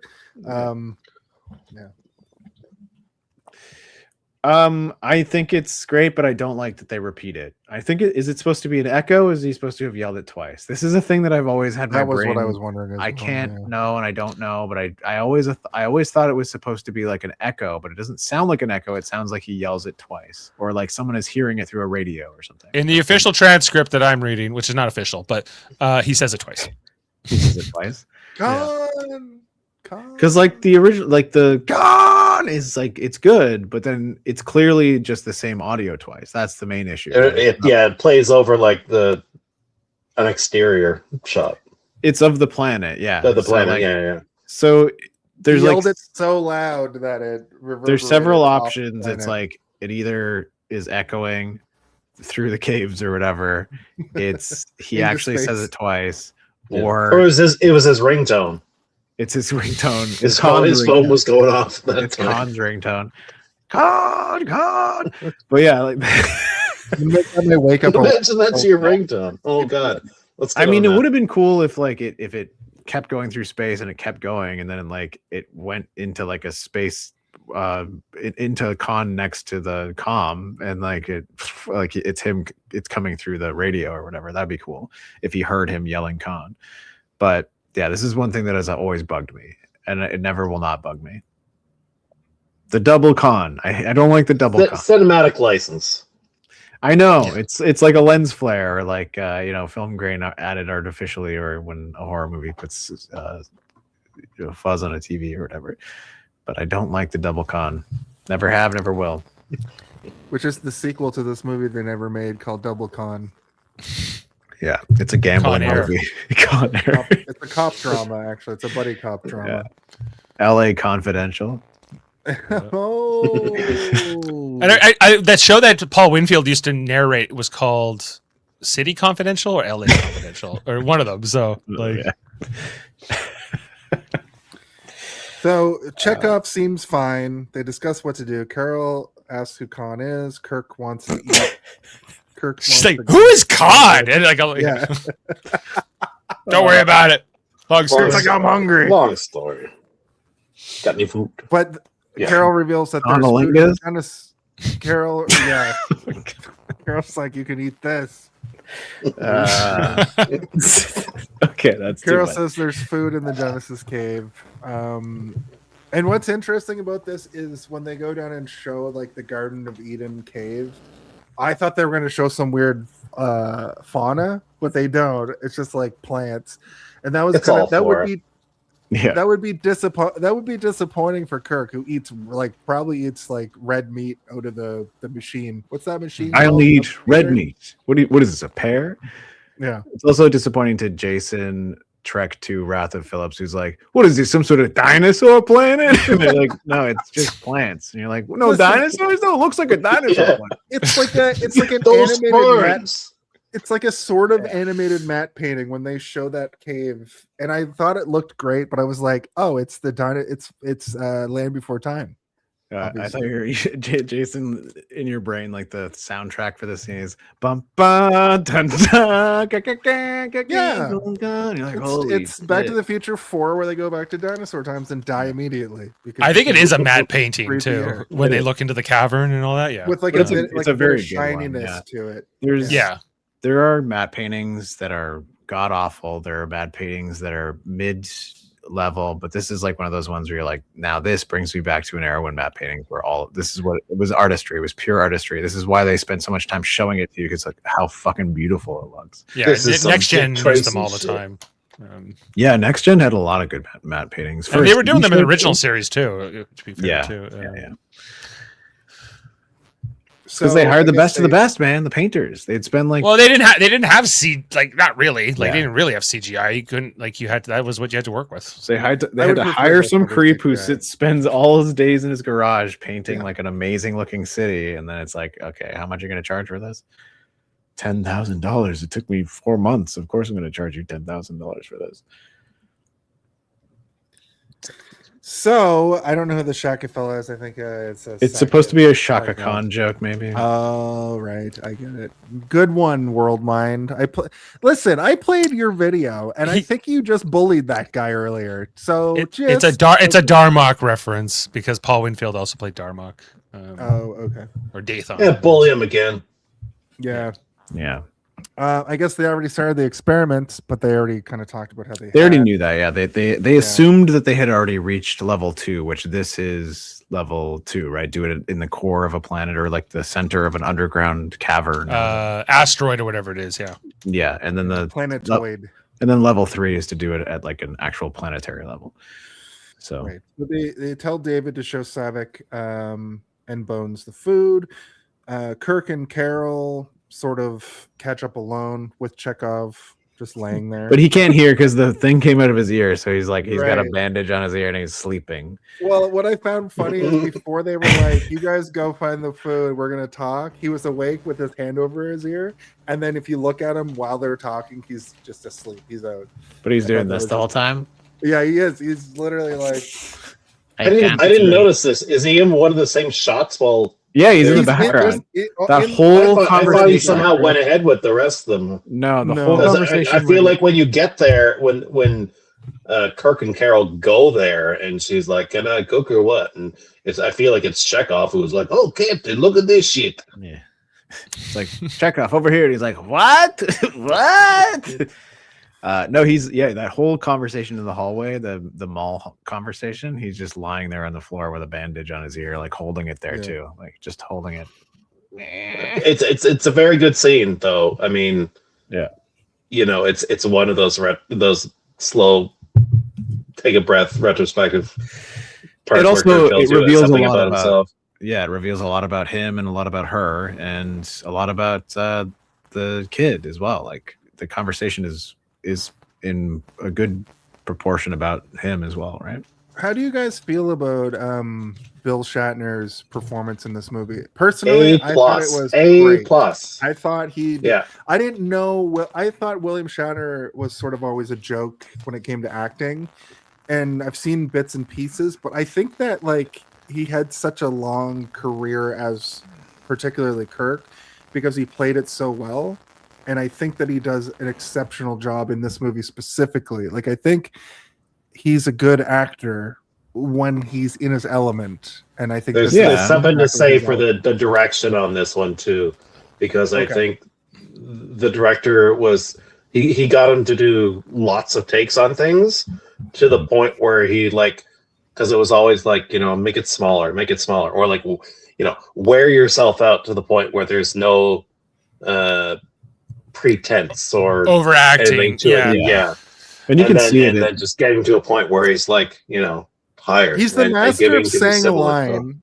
He's the master of saying a line, and he doesn't literally do this, but going after in just a like really like. Well, I think that's also like a particular type of ragging on him through pop culture throughout years has devolved into that, right? Like Zap Brannigan is just a caricature of Captain Kirk, right? And like that just makes you think of William Shatner, and like even William Shatner in his own career has done things that has you know detrimented his own ability to act because of the fact that he put himself into positions where it's like what was that lawyer show where he's like, I'm gonna shoot people because I can't whatever, and it's like, okay, well, it's like he's just Boston Legal. Yeah, he was also on what's the TJ Hooker back in the day, right? But yeah, I think he was also in the very short-lived internet meme turned TV show Shit My Dad Says. Yeah, he was the dad in that. But he like Shatner's also a writer. Shatner wrote novels. Shatner created this whole thing called Tech War, which had its own series back in the 90s. Yeah, that was all his. He's got a metal album coming out this year. Yeah, he's got his spoken word. All of Tech War. You have all the Tech War set? No. I have the Tech War PC game. Yeah, it looks like a video game. Yeah, that I found for $10. That's even more impressive. Like, where'd you get that? Big box PC game. I don't know. Wow. Video games used to come in like a dictionary-sized box. Yeah. But I mean, like, as you say, like he also directed a bunch of Star Trek movies. Like a lot of the ones that he directed are not the greatest, but he only directed 5, and it's and he helped write that one because he was jealous of Nimoy. Blah blah blah. But also, you got to imagine that the reason that he wasn't getting a great performance out of himself is because he just thought that everything he was doing was okay without being able to see it through a lens. Well, the thing with Shatner is he was like a classically trained actor. Like he can be different types of performances, I guess. But I think when he was on the original show, he talks about how he really wanted the show to be successful. So he was really trying to throw himself into it, and that's why people would always make fun of him and say he talks too like this, and you know, which is like it's a big exaggeration. If you go back and watch those episodes, he's not. Yeah. That's not quite what. But you're getting. Not an exaggeration when you consider his original spoken word cover music album. He literally does that. Like, that's yeah. Okay, but if you're making fun of that, that's one thing. But yeah, I did hear that like in this movie, Nicholas Meyer got him to do it so many times that it got to this more natural place. And that's what works so well, I think, for this version of Kirk. But then you get the usual eulogy at the end, and it's like one of the greatest fucking things you ever seen in your life. We'll get there. We'll get there. Yeah. We're almost there, too. So the Reliant heads to Regular One. Enterprise is hiding behind the planetoid, the Alpha, whatever's 5. Savick asks about the Kobayashi Maru again. And Kirk explains that, you know, I took it 3 times, but I was able to beat it by completely reprogramming the whole thing to change the win scenario. And she points out that he didn't actually face it. And he's like, I don't like to lose. And I think, you know, what's your guys' opinion on his sort of explanation? I think the whole point of it is you're in a no-win scenario. If you can hack it, then that's one way to beat the Kobayashi Maru. So he did beat it. Unfortunately, Spock has. Well, to that's die why in he his passed. version. Yeah, exactly. You gotta- The original thinking outside the box. Yeah. I mean, he says like, I don't believe in a no-win scenario, so my a way to beat that is to hack the test to make sure that I can win, and that's why he ended up passing the test, even though he lost the test over and over. But like to lose the test is also to win the test, so it's like, okay, so he lost it enough times that it's like, you know, he did learn the lesson enough to the point that he's like, I'm going to hack the test so hard that I'm going to win the test, which is kind of cool. Like, it's kind of an interesting. Yeah, like, did this version of Shatner eat the apple like the Chris Pine version did when he hacked the test and boom, boom, and was all that? I don't know. I have a hard time Probably accepting not as that. cool. Yeah. No. You know, like, what do I think of it? I think that I like Kirk. I like that Kirk is, you know, you can't put him in a box. He's got to try to find a way out of it. You know, that's what kind of makes him a really compelling character. You know, he doesn't accept defeat, even when he should. Which is also why the end of this movie is so powerful and good. I fucking love Captain Kirk. Yeah, man. Captain Kirk's great. I've never been so sold on a protagonist. Like, I prefer Han Solo. Just kidding. They're the same character, basically. They're kind of the same. No, character. they're not. They're really not. They're really like I got to disagree. Like the Chris Pine version of Kirk is more of a criminal. Yeah. Like the Chris Pine version of Kirk, that's a Han Solo guy. But like this William Shatner Kirk is not, like, you know, in that, like, if he's got like the whole womanizing thing. Is that a Han Solo trait? I mean, kind of, but not really. You know, but he's very much a follow the rules kind of a guy usually. You know, until it's like till he has to break them. Till he has to break them. Yeah. You know, till he has to break them. He breaks time travel rules all the time. Like he's a menace when it comes to time travel. He's like, listen, I play by the book until it comes to time travel. Then did original the TOS? There's no one's written the book on time travel yet. If they have, they haven't sent it back in time for us to read it. Does TOS ever have to deal with the Prime Directive? Because I feel like he'd be like, "Fuck the Prime Directive" every single time. It does not as much though. Like he typically does. Like, that's less of a thing in original series. Yeah. I figured. But he he doesn't want to. Like 200 years before the TNG, right? Like or like 150. 100 years, yeah. 100 years, yeah. Where it's like TNG, they have a lot more stuff locked down because of the shit that Kirk was doing, right? Where they're like, well, remember back in the Kirk days, like we have to remember when I went and banged every woman I found. The Kirk days are kind of like the wild frontier era of the Federation. Yeah. Like when like they're growing and expanding, but they're still kind of, you know, making up the rules as they go. To a certain extent. Whereas Picard is more like a French diplomat being like, way more disciplined. I'm here to tell you exactly why we're here and what we're here to help you with if you need. So find me an Earl Grey tea or I'll freak out. Yeah, it's definitely, it's less of that, like, you know, we're hanging on by the seat of our pants kind of thing. You know, it's yeah. Well, they teleport back to the ship. We've dealt with this before, haven't we, Captain? I mean, I'm the captain. Number one, number two, number three, number one. They teleport back to the ship. On the bridge, they hit their battle stations. They have this funny moment where the Reliant is chasing the Enterprise around this planet, and they're like, well, it's faster than us. It's going to catch up eventually. And the sauce for the goose was a funny metaphor because it really just means the odds will even. And I kind of want to find a place in my life to be like sauce for the goose. I don't think it'll ever happen. What a crazy 1970s term. Yeah, I mean, it's not even a 1970s term. Like I say, sauce for the. What are you talking about? That they say this at one point, and I remember where they said that. Spock says this: sauce for the goose, Mr. Sauce Savick. for the goose. Yeah, and I didn't know what that meant either. And I was like, this must be because this movie was made in the 1970s. Or the 1980s. The people who wrote it were probably in their 30s or 40s writing the script. They were always eating goose. Which means Harv Bennett at this time. Term then, yeah. Which means that they were born in the 20s and 30s. Yeah. Which means that they're like their old grandparents' shit was coming from the 1800s. So they're just saying things that old people from like before railroads had connected the two coasts together. Where, you know. Yeah, the guy who wrote this was born in 1930, so he would have been 52 at the time. But it means the odds will even, and it means literally like they're chasing after us. And so we if he don't was go born in fast the enough- 1930s, that means that his grandparents, the nuggets of wisdom that came down to him were from the 1800s. You know, like it's an old woman's proverb. I just looked it up. yeah, and now it's Spock's proverb. yeah, a Spock's verb. And that's the other thing is that like we still watch this stuff now. So like we could write a project right now and have this in there, and it'll travel through storytelling forever based on some old woman's proverb from fucking 1700s. 1678. That's where it comes from.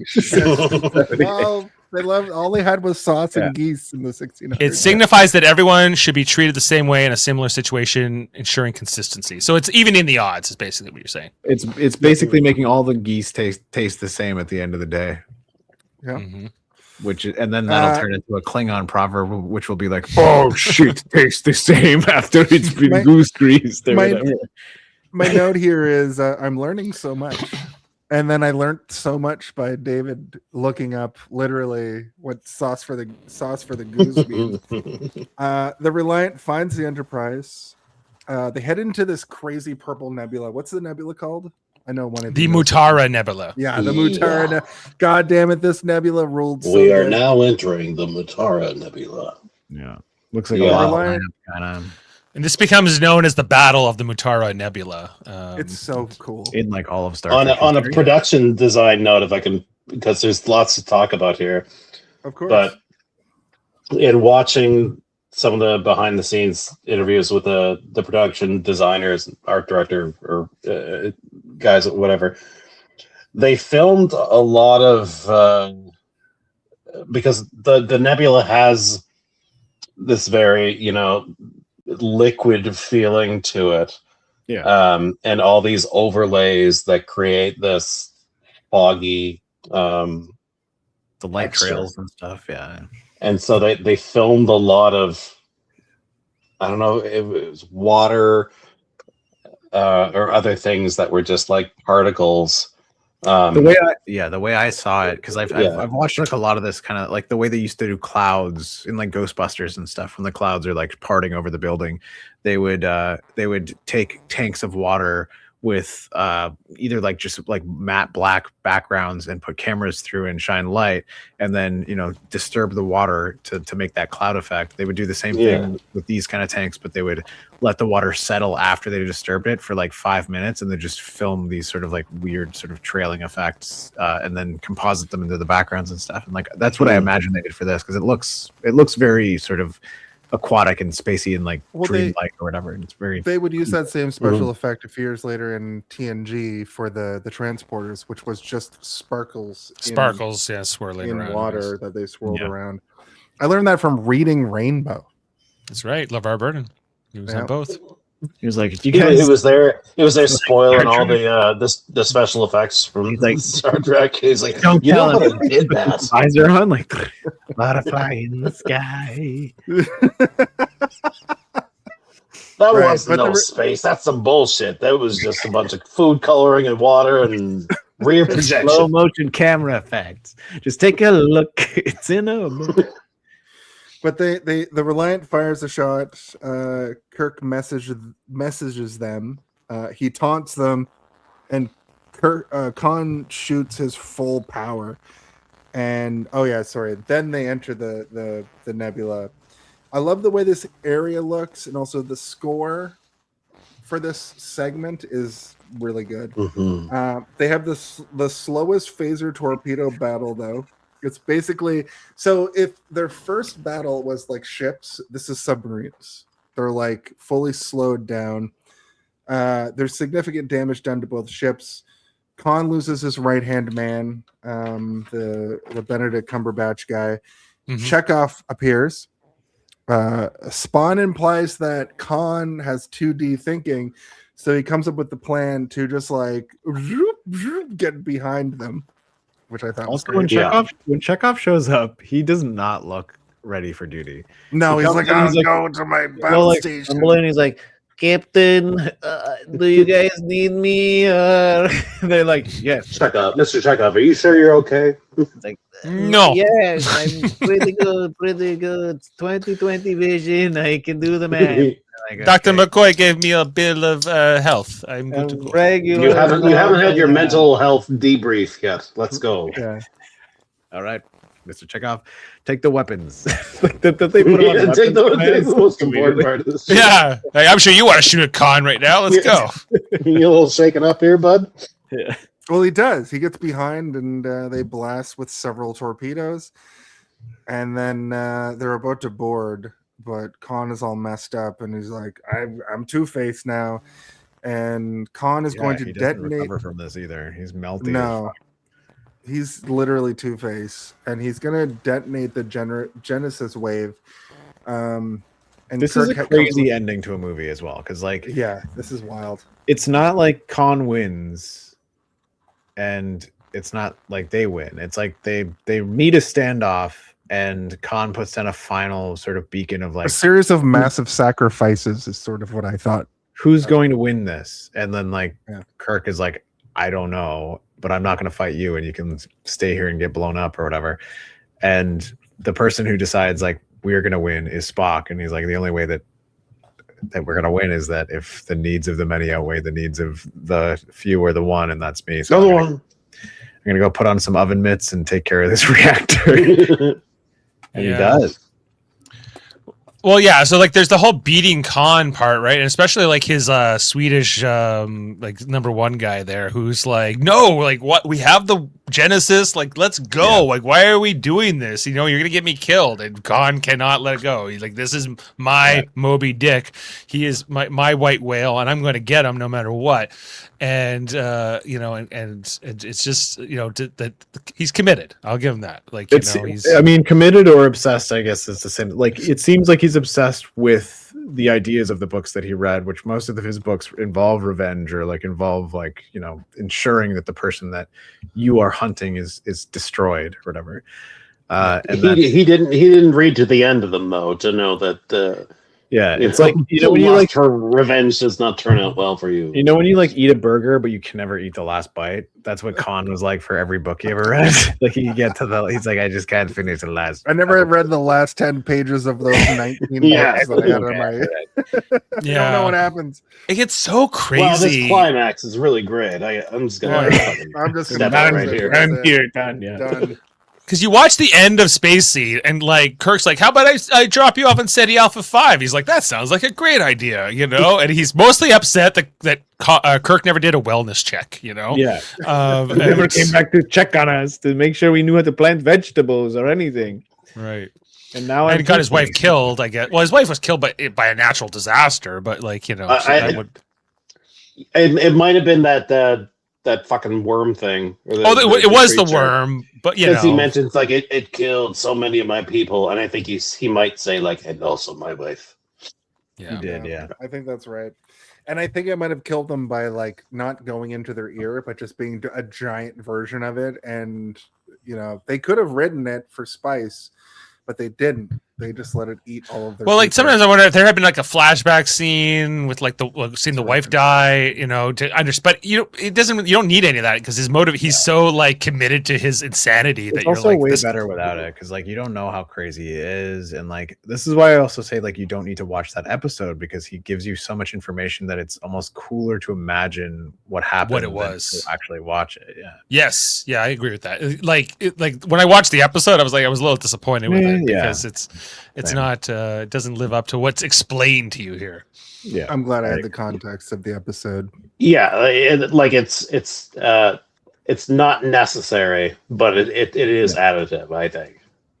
Yeah, I agree.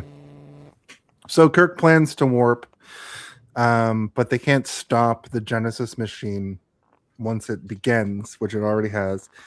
And at this moment, you just see like Scotty is kind of like, we're freaking out down here. We don't know what to do. The engine is not firing. They can't teleport. And And he's also Spock like, and I feel woozy from radiation. Yeah. And Spock just gets up out of his seat, fucking fires down there which is what's going to happen. And he hits the Vulcan nerve pinch on one of the ensigns. No, it's Bones. He doesn't have bones. Baby. Yeah. He also before he does He tricks that, Bones because he's like Bones is like, no, you can't Bones, go look there. over He's like, there. oh well, Wait, maybe wait, you're wait. right. Are we And just then gonna just glance over this the best line of the whole movie when Bones says like, "Are you out of your Vulcan mind, man?" Yeah. That's a good one. Yeah, it's It the is a good best one. line. That immediately made me go, is Vulcan a way that they said fucking? Like No, that's just the way McCoy says it. yeah. McCoy- Vulcan mind, you green Hard, skin. Hard V. I always wondered, did McCoy not like Vulcans before he met Spock, or is Spock the only Vulcan he doesn't like? But I you feel can see Spock is the way one they that made him green hate blood, Vulcans. Spock is Half-breed or probably whatever. the first one he met and the only one he was ever friends with, and every other Vulcan he ever met in between meeting him the first time and when Spock died, he just treated them all like he treated Spock. it's gonna be Well, interesting because he new can say season of that Strange because New he can Worlds. talk about all Vulcans all he wants because he can say like, I got a Vulcan friend. All One right, of my best friends is Hey. a Vulcan. Yeah. that's right. He's just One of my the best AM for Vulcans. yeah, because Thomas Jane's gonna play the younger McCoy in next season of Strange New Thomas Worlds. Jane? Thomas Jane is the new McCoy. Yeah, Thomas Jane is not even that young as a man. He's playing a young. a younger McCoy. Yeah, Isn't he slightly. almost like 60 himself? Well, McCoy was CG, come on. CG. McCoy had he was from the era where they all smoked, so they looked a lot older. Thomas Oh, Jane. that's true. Yeah, he could be 60 now and still look younger than DeForest. that he Kelley. did then, which is Yeah. yeah. That's wild. Frasier at age 27 looked like he was 65. Okay, so. but balding is. You mean Kelsey Grammer? It Yeah. really When- helps. When I watched Kelsey Grammer on Cheers back in the day, I'm like, that guy is like 50 years old. No, he's Yeah. like 27. No, he was in his 20s. 24 and a therapist. But yeah, this is how Spock's going to, as I put it here, needs of the many it. He opens the engine, he adjusts something, and from hell's hurt I stab at thee, says Khan. Khan loves literary cliches. Spock succeeds in touching whatever he's doing, and then he's like opens a thing and he like pulls a thing. And they end up hitting warp speed and bounce. The Reliant explodes. And it looks like they created a star, and that's what I thought they did. But really, what it is like a molten planet that turns into, in minutes, turns into a fully fledged dinosaur planet with no dinosaurs. It would have been cool if they had just showed dinosaurs. Yeah, just I think- dinosaur plants. Jason just Yeah. wants dinosaurs in Star Trek. That's just how it's going to be. Well, you're right. I think ultimately, what I Jason, wanted- when you think of all ferns, are you thinking of them as they're encased between two rocks? And then when you think of I'm a fern, you think thinking of of a a fossil. When you see a velociraptor. fern, you're like, oh, fucking dinosaurs. I'm thinking of a velociraptor eating the ferns, fully alive, both of them. Okay, so Not as ferns only fossil. existed when the velociraptors were around to eat them for sustenance.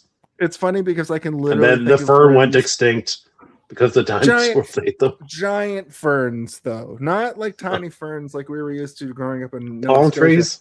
Giant ferns. Did you guys already Not- say, Spock, get your eyes out of there?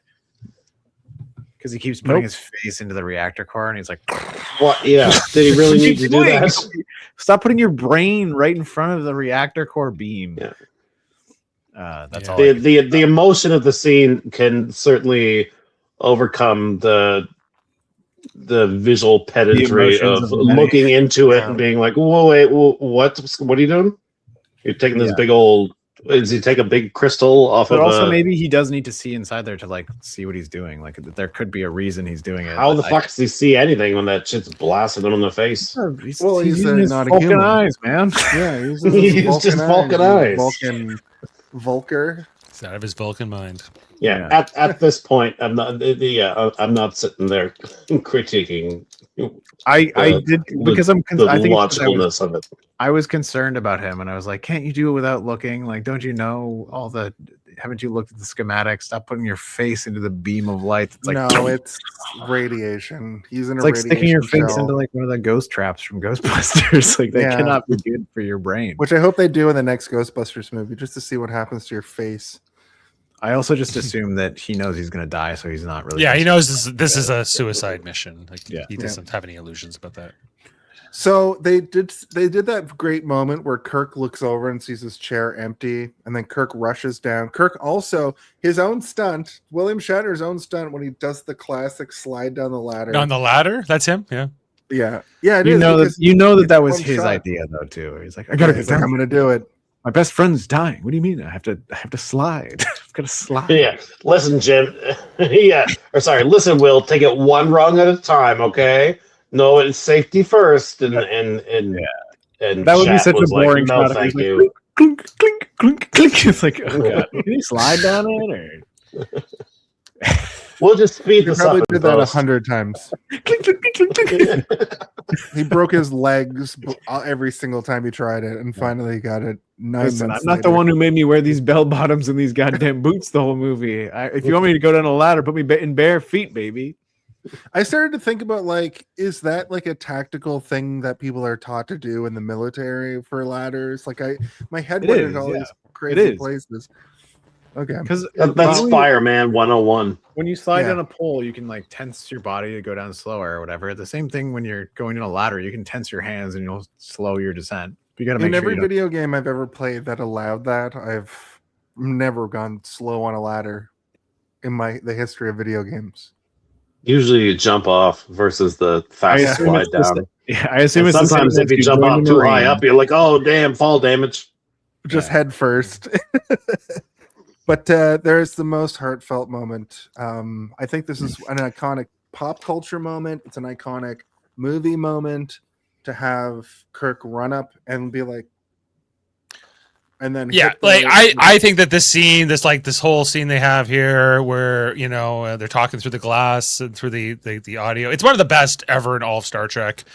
I also do like that, it's Scotty and Bones that stop him, right? Like, but then there's Yeah, also, you'll flood the compartment and all this, and there's also Yeah. like a third guy stopping, and it's like it's just his head in the screen the whole time, and he's like, and then you see that he's grabbing him, and then you see him do one of these.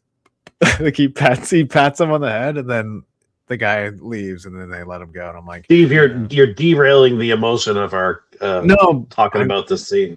I'm not. so there's derailing a it. guy, there's another guy, and his head's Forget there. about the guy. Forget about the guy. I Forget like about that the guy is there Ed because number 4 credit. the reason that I like it is because it also adds like a layer of like Bones and Bones and Scotty wouldn't be able to stop him on their own. They need a third guy, or like a third person, like even like a fourth or fifth person, like because like that's how intense his emotions are right now. Like he's gonna open the thing. They need everybody who's around to be able to stop him. It's goofy looking, yes, but it's also like appropriate. Like having another person there was not needed visually because you can barely see him, but he's there. But it's like I'm saying it's good. What are you talking about? Yeah, no, that's an excellent follow up there. Yeah, because anybody on that ship But that was also it close looked like enough he was sucking his would dick. care Is that what you enough, thought I was yeah. gonna say? Like, what the hell are you talking about? that whole No, room it's was 69ing. Yeah, no, it was good. I liked that there was another guy there. I liked that it made it seem like Captain Kirk's emotions could bust him through that fucking window with ease. Like they needed everybody to grab onto. Well, for me, it's like the line when Scotty says he's dead already. It's too, Yeah. it's and that hits Shatner, Kirk. He's where dead. I mean, he'll die. It's Yeah. like he's dead already. He's You dead have to already. Yeah. imagine too that the gravity of not knowing if there's going to be a next Star Trek movie in 1982, you're going to Mhm. think Spock that he's dead. But also this I imagine entire that would have been a performance huge. is- Leonard Nimoy only agreed to do this movie if they would kill him off. Yeah, this is like a Harrison Ford. He was Solo. done with the role. He didn't want to. He wanted to be like an actor and do different things. He didn't want his whole They career to should be have freezed- Spock. I want to be Frozen on in stage carbonate. and do other things. But it was through the experience of this that I think by the end of it he was like, well, maybe I'll do it. He's like, Yeah, wait a minute. he directs the next movie. Yeah, he's like, wait a minute, Yeah. these movies can actually be heavy in weight when it comes to emotion, and like especially within this sequence, because like he's in a corner, right? Like he's like clawing at the wall basically, and bumping into City's Blind. and like Kirk goes up and like he's banging on the glass. You can't hear a sound, right? There's no noise, and then he realizes he has to turn on like the side. Oh my god, I'm getting emotional. He turns on like the side thing, and he's like Spock, and then Spock is like, He claws up the wall. He straightens his uniform in the same way that like Kirk would, like he's got his back to him before he turns around, and then he's like, dunk, dunk, and like walking in like it should be goofy, but it's not. It's like it's sad. It's like seeing like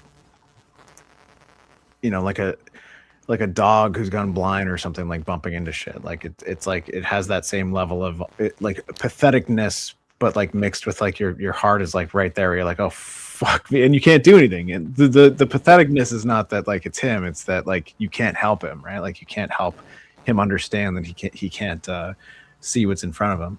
And then they have that again, the repeat of the moment that I said was so important earlier is now happening again. I think the most important thing is that he has those big stupid fucking gloves on, because he wears them he has them the whole scene, and then when he slides down, he pulls one off and puts his hand up, right? Like he's got these big dumb gloves on, and then he takes them off and he does the boonk, like the Vulcan hand on the window. That's why he has those stupid gloves on. That's why it's so good. It's so fucking good. It's all about the gloves. I also just like not to take away from the emotional level of it, but when Spock goes up to the glass, he hits his face against it and it leaves like a nose mark. I thought that was and skin because of all the radiation. But also I like the green is like kind of coming. But they don't show him full on for like a minute, and then when it shows his face is clearly melting off, and it's like, yeah, that hit me pretty hard. I didn't, like I was saying, like at this time when you see Spock actually dying after having, nearly 25 years of Spock, this must have been a huge moment, and it was, because the funeral for Spock that they have is very long and very good. It hits all of those emotional points again. Are we done talking about this moment? I don't think we're done talking about this moment. Wrap it up, Steve. About it? You guys don't want to talk about like the. Can I say yeet him into space yet? I mean, well, no. The funeral is a separate part. Yeah, I think the death is important, but the funeral is also important. The funeral, yeah. Does anybody want to say anything about the death before we move on? No, I like it's an amazing scene, and like I think it's like maybe one of the best moments of the movie, maybe of all like these movies. They're like it's iconic. It's iconic, and it helps put this movie into another stratosphere for me. Like where you got like the menace of Khan, but then there's this whole like new beginning. Spock Spock dies. We get the funeral scene, and then you get the voiceover from Spock after he's died, right? And so like it's just like this emotion like that you go throughout this run for this guy that doesn't have emotions. Yeah. To back up. So yeah, the funeral scene, different thing, but right before that, it's just at the end of the scene where Spock like slumps down, and I think Kirk just says, he's got his hand. I think he just says no. Yeah, it's just like and then that's like crushing. But in the very next scene, the funeral scene, it's excellent, and we'll talk about that. But I also find it funny that Scotty there, because he's Scottish, of course he can play the fucking bagpipes. Yeah, of course he knows. All Scottish people know how, right? Yeah, like sure. your mother, Stephen, can play the bagpipes, right? Yeah, I can. And also I can. Song. Yeah, I can. There you go. It's like, But I'm only gonna this one. I'm Only gonna play the "Raining funeral Blood" by version. Slayer. But I'm gonna play some From One there. Direction. Well, yeah. Are we ready to talk about the funeral yet? Yeah, Yeah. I have the eulogy ready to read if you guys want me to read it. Yeah, read it. Like You're it's all about it, brother. like the last line in you particular. better do it justice. I'll You try. better do that last line justice. I'll It's a try. literal voice Don't you actor. fuck it up. Do you want? When do you want to read it now? Okay, yeah. I can read it. Yeah, let's hear it. We are assembled here today to pay final respects to our honored dead. And yet it should be noted that in the midst of our sorrow, the death takes place in the shadow of new life, the sunrise of a new world, a world that our beloved comrade gave his life to protect and nourish. He did not feel this sacrifice in vain or empty, or an empty one. And we will not debate his profound wisdom at these proceedings. My friend, I can only say this. Of all the souls I have encountered in my travels, his was the most human. Oh, wonderful delivery there at the end, Steve. Wonderful delivery. That's the part that's the pause. Doing. And it's like, and they set it up with having well done with Savick there, you know, and the fact that he's crying. Being called human to a Vulcan is a bit of an insult, and he puts this as like the greatest compliment at the end of his eulogy here, and the look Savick gives, you know, because she says, "Well, Kirk, he's so human," you know, and Spock says, "Well, nobody's perfect." What do you know? And it's... actually, he said, "Poby's nerfect." That's what he said. But like, it's yeah, and then you know the music hits and everything else, but like it's only a few lines, but it's so strong. Yeah, I think it's one of his best things he's ever done in terms of acting ever. Like the last line and the choke up, like when he's like, his was the most, and like you can see that he's like actually crying, like you say, like they made him whittle it back farther and farther and farther, but it's also like he nailed it, man. He nailed that. Yeah. And I pulled that when I eulogized my own mother a couple of years ago, like where just the last part of it, you know, like except his became her, but you know, you use this eulogy for your mom's eulogy. I used the last line, like I said, of all the souls I've encountered in my travels, hers was the most human. Well, now I'm emotional, you sons of bitches. Yeah, that's the fucking most human element of all of it, I think. Thank you for sharing that, Dave, actually, because I actually worked myself up there when I was doing the eulogy for a fake man.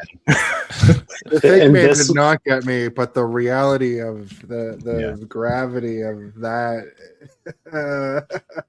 And so this is where the movie originally ended. Right. They added the voiceover from Leonard Nimoy after. Well, they didn't even. I don't even think they did the planet stuff like on Genesis, where they go into the planet. Then you see like the ferns. Then you see the photon torpedo repurposed as a casket. Right. Yeah. Like I think so. I was watching the extras on the Blu-ray, and I don't know if it was the director or one of the producers that was talking about how they did a screening where it basically ended around the time of him saying like he's the most human, and they shoot Spock onto the planet, and like that's it. And apparently the test audience was just like they walked out and they're like, oh Jesus Christ, it's so sad, so sad. And so they added, I don't know if they added extra shots or they already had it, but they took that from like, okay, let's go to the planet, see the beautiful foliage, see the thing of Spock, and then having Spock do the opening narration of the show at the end, which is fucking terrific. I get chills just thinking about that part there. The only thing, like, that's a really good point. The only thing I want to mention is that before that is that David and Kirk do have a father-son moment. Oh yeah, pretty fucking. He's like, "Hey, can I talk to you, Dad?" He's like, "Actually, I have to leave. What am I drinking?" No, that's a wonderful part too. That sums it up way better than what I was gonna do. Where it's like he tries to put his coat on, and he's like, "I gotta go to the bridge." What do you? But also, what can be said for anybody that has passed away that's important to you is that, like, they say Spock isn't dead if we remember him, and anybody that's passed away, that's how it feels, right? A lot of the time. So, yeah, well, death is hard, right? And like this is like the point of the whole movie is that Kirk has like it's not necessarily that he's been running away from death, but he's never directly had to face it. Well, what they say in that scene too is like how we face death is equally as important as how we face life. You know, it's as much of a test of your character, and that's kind of really the message of the movie. You know, and that you're not dead yet. Yeah. He says Kirk is talking there with at the end and saying like, "Oh, it's just something Spock was trying to tell me." And I think that is like the end of A Tale of Two Cities. The best of times, it was the worst. He couldn't of times? read because his glasses were but broken, so he just his own. Yeah. What a zone. Yeah. But yeah, that last the last spoken dialogue in there is great too. Of Kirk just talking, and they're like, "Huh?" And he's like, "Oh, just something's almost trying to tell me." And him talking about how he feels young again, and I don't know. Yeah, he's like, "How do you feel?" Like, I feel young. You know, he's embracing life. He's not throwing it away. He's ready to go back out there. He's listening to that advice that Spock gave him. It's like, like, what are you doing? Like, why are you wasting your life? And how McCoy said, like, other people have birthdays. Why is yours like a funeral? And then we end with a funeral. You know. And like Scott said, my sister's son is dead, or whatever. Right? Yeah, we didn't know him as well. So that part, we barely knew him. At the end. He busts into the bridge right after that emotional moment with Kirk saying he feels young, and then Scotty's like, "Oh, my fucking nephew's dead." He's a real Shrek about it. Yeah. Well, left his station. I think that we covered that movie really well. I got emotional and we all got a little bit misty. Maybe you didn't, but whatever. Listen, we should probably go into our Kobayashi Maru of it all.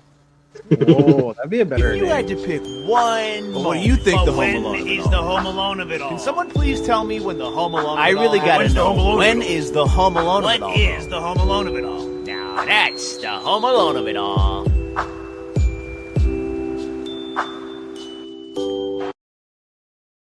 So the Home Alone of it all, of course, is the idea that if you are challenged with a inconceivable, uncompletable mission, you should just head first and just figure out what the Home Alone of it all is, which is, of course, the idea that in the movie Home Alone, when Kevin McAllister slaps down the blueprint, that's the kind of the part of the movie we're all there to see. So the idea is, what's your favorite part of the movie that you were there to see? It could be the third act, it could be the trailer element, or it could be like a segment of the movie. Graham, since you had so many audio troubles at the beginning of the episode, why don't you go first and give us your Kobayashi Maru of it all? Kobayashi Maru of it all. They're just like, I don't know. The idea of your segment is I can pick whatever I want. So I mean, like the most impactful scenes for me, it's probably the last line of the Kirk at the funeral scene when Kirk says, "Human." But like, part of the fun and the driving force behind this whole thing is Khan's search for revenge. So it's got to be not search for revenge. I mean, but he's thinking about it while Kirk's out there fucking around. And when Khan finally, attains this position of like, oh, I'm gonna settle the score, and it's that fucking line where he's in the chair and he comes back and he's like, I'll chase him around the moons of Nibia and up around perdition's flame. And yeah, it's such this, like, I don't know, Shakespearean poetic, over the top almost kind of thing. And that's it for me. It's in addition to that, I enjoy how much Khan loves his pursuit of taking back the power in this dynamic. In addition to that, Graham, though, I need your final thoughts and your rating. So you kind of covered maybe your final thoughts, but would you like to give a rating to this movie? Yeah, it's 12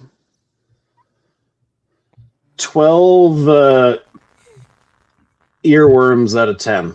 Okay. That's a high amount of earworms. That's a huge amount of earworms, bro. I was gonna say 13, but that seemed unlucky. All right, fantastic. Dave, your Kobayashi of it all, your final thoughts and your rating, please. Yeah, so, well, I have two Home Alones, I suppose. I guess the first one is the opening, like, introduction to Khan when he takes off the mask and the helmet and just the one glove, and he starts on his little, not quite a monologue. He has a little bit of interaction with the other actors, but he's mostly just talking. And that's when the movie, you're like, oh, okay, like what is this and what's happening? And then I guess, and for me, like the payoff with the funeral scene, I think is like the big punch of the movie, where it's like it all comes full circle and what the real message is.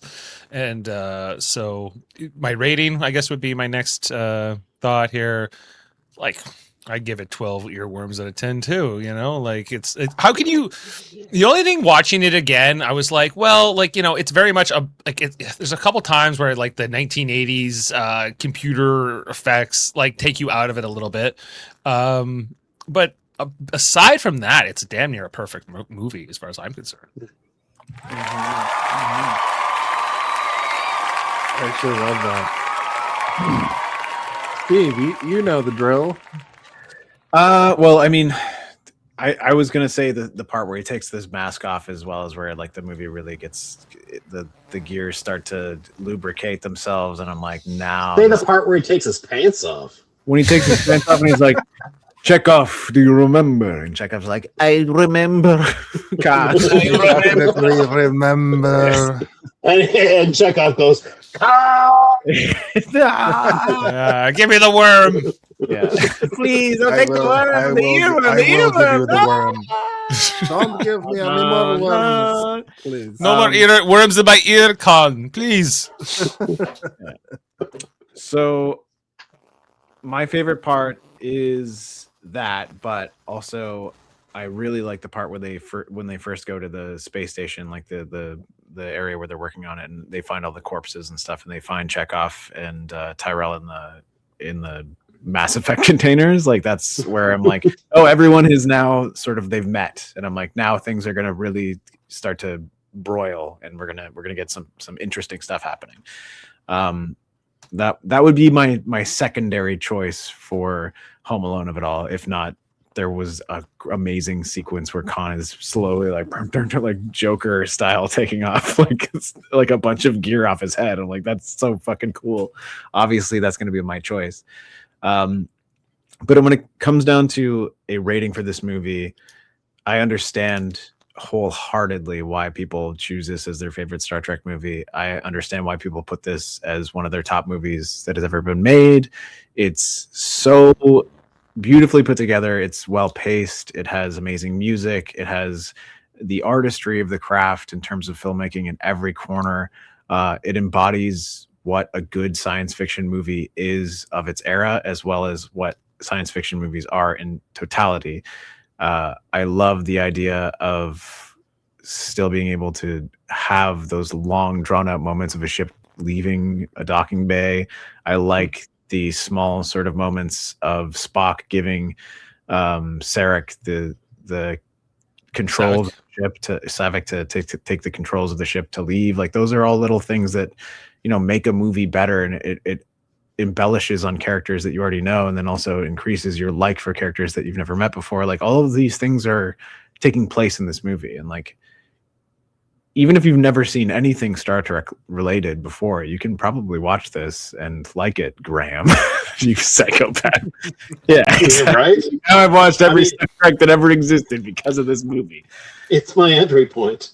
Yeah, but it also has like spooky science fiction stuff in it. Like, the earworms are like straight out of like classic science fiction horror. Like, all these things that you would like about any horror movie are in here, and that's what Star Trek is. it uses philosophy and humanity and storytelling as this sort of bridge, but also science fiction as the interesting tapestry to like fuse it all together or weave it all together. Star Trek is amazing, and this is one of the reasons why is this movie. I just have one thing I want to say too. Like, as much as I love this movie, it's not my favorite Star Trek movie, but I think the negative this movie has for it is that after they made it, the Paramount people, they're like, well, we need another Khan villain. We need another Khan. And there's a series of movies where they're just trying to bring another actor in to be this new character who's going to be like the antagonist to the crew, but it's never the same. And it's always like, it's never, Christopher Lloyd is the next antagonist. And then, even Christopher Plummer, who does who was in 6, like they're great actors and they do a good job, but like, it's not the same. It feels like they're just trying to do what they just did again, and this movie, a lot of that has to do with the legwork that the idea that these two have a history already beyond this movie is doing. That you have to take that into consideration, that like Khan has a vendetta for Kirk, and Kirk knows how threatening Khan is before the movie even begins. And that's so fucking cool, because even if you've never seen this one random episode from the original series, you still understand it, and you understand the weight of it from people like Chekhov being terrified of Khan without even realizing that Khan is in the area yet. He's like, holy shit, we have to go. Like that's scary. Like the fact that Chekhov, the second in command of the ship, imagine Riker freaking out that hard in TNG. You would be like, we need to go now. Yeah. Riker, what's going on? He's like, no. We'll talk about this later once we're back on the ship. I need to go to Risa immediately to clear my head. So I think this movie is well deserved of all the praise it gets from the entire Star Trek community, people who love it, people who hate it, whatever. I think it's great. Is it my favorite Star Trek movie? No. Is it even my favorite Star Trek of the original series cast? No. I think the Undiscovered Country is probably the best one, but I also really like 4 Spock a lot too, and I do like the fucking whales. Fucking whales. Great, man. I like them going back to the 80s and being like, what's great about that movie is that they don't try to follow the Khan thing. They don't have a villain in that movie. Like it's just them trying to. The villain is time. Yeah. Yeah. Like they have to save the world, and they have to figure it out. So that's really nice about it.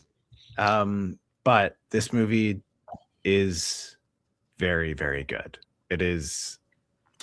Even on paper, you can look at it and understand that it's good, but in execution, it's also amazingly well done as well. So what I'm going to give this movie is one really long, drawn-out, singular cut, and cut the second one. It doesn't need it. It doesn't need a second one. The movie's good enough without 2 cons, I'm going to send you an edit where he says it 4 times. Or he's just saying it throughout the rest of the movie. Someone here. Oh shit, someone's here. Hold on. I need to. Okay, open the door.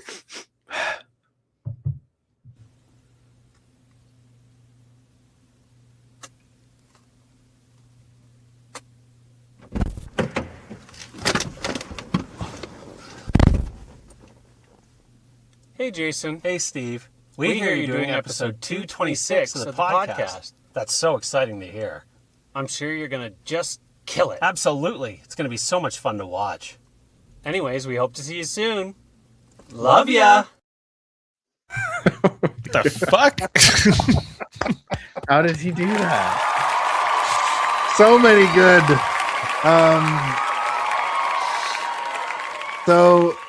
Oh my goodness. My Kobe Marashi Maru of it all is all the time that they mention Maru. all the times that they mentioned the Kobayashi Maru of it all. My Home Alone of it all this week is actually when they go into that nebula at the end and they have like it's not a naval battle, it's a submarine battle. It's a dogfight. It's a dogfight. Yeah, I really loved that. My final thoughts are that I think that this movie is my jump off point at 40 years old to really take Star Trek seriously finally And I mean that with not a shred of irony. I mean that literally, like, this movie made me wonder in a way that I haven't wondered in film or television in like ever. Like it's like this. I know that Star Trek has always been a missing link for me when it comes to the chemical makeup of my love of television and film.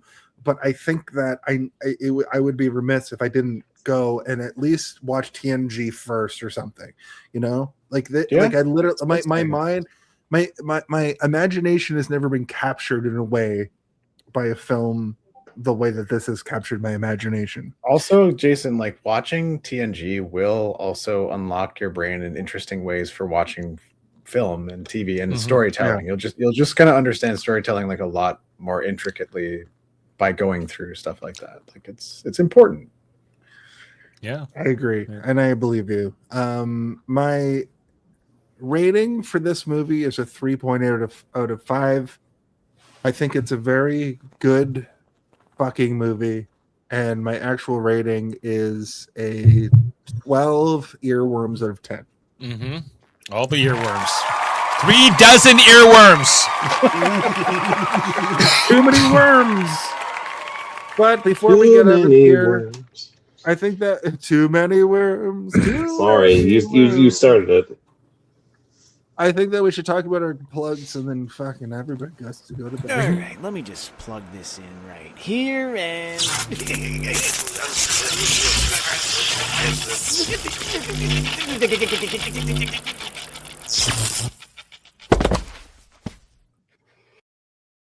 This fucker dies every week. Graham, what do you have to promote or plug? The only thing I have to plug is that if you ever have a feeling like you can make a difference in somebody else's life by winding them up on their podcast, by making dumb comments on their stupid fucking photos. And you know what? All along, you knew it would lead to an episode that you would will into existence, and you would make your friend have the same experience that you had in watching this film and being around about onboarding to Trek. Maybe starting with the best and going downhill is not the best way to do it, but you know what? I'm really happy with how all this turned out. And that's my Home Alone of it all. Oh wait, that was not last segment. Okay. Yeah, my plug is make stupid comments on your friends' social media posts. Well, thank you, Graham. 1 week and 1 day from now, let's go watch a Final Fantasy concert together. How about? There you go, pal. I'll be here. Excellent. Thank you, Graham. Please come back extremely soon. Dave Mader of the United Fellowship Podcasts, the grandpappy of it all. Yes, sir. What do you have to promote this week? What do you got going on in your life? Well, if you've not had enough of us talk about Star Trek, you can come over to Live Long and Podcast. We're talking about Star Trek all the time, multiple times a week. Sometimes things that are not even Star Trek. We're doing For All Mankind right now, season 5. With those episodes coming out, which is kind of Star Trek adjacent. We do that on Monday nights. Every Thursday night, it's a Star Trek Next Generation review right now. And the team was on tonight. We're covering season 4, episode 2, Family. So check us out over there. Plus all the other fun stuff we do on Live Long. And then the Super Mader Brothers podcast is another United Federation of podcast, and that's Jason's on there with me all the time, and Jameel Robinson talking Survivor. Right now we're talking Survivor 50, which has been a lot of fun. So oh my God, is Jeff Probst all right? Does he look okay? 50 years of Survivor. He eats all the souls of the contestants, and he's younger than ever. Yeah. He does. He's 84 years old. He sleeps on a bed of like the idols that they collect. He's just like, I would have put you down on a bed of idols. Yeah, that's how it goes. Yeah. Oh, my back's all cut up. Dave, thank you for letting me to be on that show. I'm going to promote it again once I get my turn. But Steven, what do you got cooking on the back burner? So we're about to release Randy on the 16th, and I have recut, re-edited Randy on the Sonar Network several times at this point, and now I'm in it, which is cool. If you have eagle ears, you'll be able to hear me. But yeah, it's a story about a scumbag who comes into a lot of money and is just kind of slothing his way through life and being a real piece of shit. But it's interesting, and it takes place in the Stanland universe, which is another show that is on the Sonar Network that dropped last year, and I'm in that as well. And we're going to be working on another one soon, which I can't talk about yet, I don't think, until we have everything solidly placed. But as anybody who listens to the show knows, I'm also the voice of Darth Theorist, the Three-Eyed Theorist, and the Half-Blood Theorist. Check us out. We do many videos a week, and that is the majority of my week, is me being like, let's explore the depths of it in the video. I listen to the Three-Eyed Theorist all the time. Just while I'm working, I'm like, what the hell is going on now? Like, Tywin Lannister is working with the Starks now? This is crazy. Let's get this going. I'm Tywin. I know, yeah, it's great. Thank you. It's interesting to have like guests and people influencers on this show. It's fun. I love it. I love that you guys have all this going on. My name is Jason R. Phillips. I am the voice of Super Kick Wrestling here in Toronto. We have a show coming up April 24th. We have such matches as Layla Well versus Taylor Rising. We've got LJ Cleary versus Dior Nollins. We've got Jax Williams, Charles Crowley, and Ryan in a triple threat match. Charles Crowley, Blind Man versus Leprechaun versus Angry Guy. Yeah, it's great. Check this out: Durag and Psycho Mike versus Sinner and Saint. Check that out on April 24th. 3 shirtless men and 1 man who wears maybe too many clothes for wrestling. Too many clothes for that match. And our main event is the TNA superstar Eric Young, a veteran of the sport, if you will, versus our very own Super Kick champion, the Licker versus the Licked. Jesse V in a casket match. A casket match. Well, that's fun. You can also find this show each and every week right here on the United Federation of Podcasts. You can also find it each and every week here live on Facebook, YouTube, and Twitch is the other thing I wanted to say, where we go live. But over the weekend, all of those things will be available for on demand. You can also find me on the Super Mader Brothers podcast, where we're talking Survivor 50 this month, and it's been a great season. Yeah. It's been a phenomenal season, and we're having a really good time talking about it. I think like it's a tight hour, so if you don't like an episode of podcast that goes on for 4 straight hours, well, come over to our Survivor podcast where we talk about it for 1 straight hour. Yeah, because I get them all on after we've watched it for 90 minutes, and they're all like, "Let us go to bed." I'm like, "Okay, let's get through this, guys." It's fresh in our minds here. Yeah. I'm sober for it. It's the soberest podcast on internet today. But with that said, I think one of the things that we do on the shows, of course, we talk about also that our very own Stephen Boba Blackfly Waters creates all of the T-shirts for our show. We have merchandise. You can get the Grimoire Familiar Killers shirt on a mug. You can get the Howie Mandela Effect T-shirt on a mug. You can get the Corporal Tunnel Syndrome mug on a T-shirt. You can get the Eldritch Millennial fucking cat bath mat on a fucking apron. You can get the Kill-Aid on a pin. Ooh. On a Band-Aid. Twinkerbell on a there he is. That was Khan's first officer, right? Yeah, he's like, we can leave. We can go back to the Twinkerlands. And our newest image is Chef's Fingers, which is a fan favorite. Not a fan favorite like Twinkerbell, but Chef's Fingers you can of course get on a whatever you want. Whatever Redbubble and TeePublic offer, you can get on. In addition to that, there's one question that needs to be asked each and every week. And since there's two guests, I'm going to ask both of our guests to say it at the same time. It's the name of the show. Please, in 3, 2, 1, say it now. Hey. Hey, did you see this one? This one?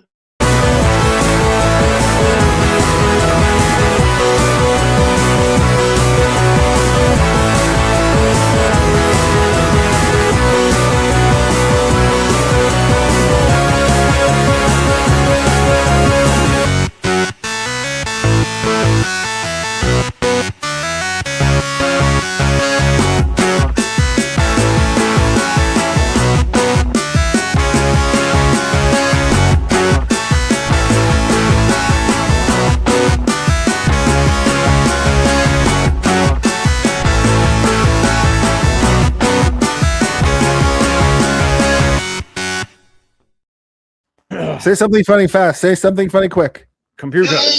End Transmission. End simulation. Say it funnier. Say it better. Say it funnier. At hell's heart I stab at thee. Computer. End simulation. Computer. End simulation now. Say it quicker. Say it faster. Captain, Kobayashi Maru. Captain, we can't end it. Why? What Faster, is going quicker. on? Oh my God! It's Moriarty. I cannot deny the laws of physics here, Captain. Quicker. Faster. End simulation. Beam up some Star Trek content with Live Long and Podcast. A roundtable movie discussion with Hey, did you see this one?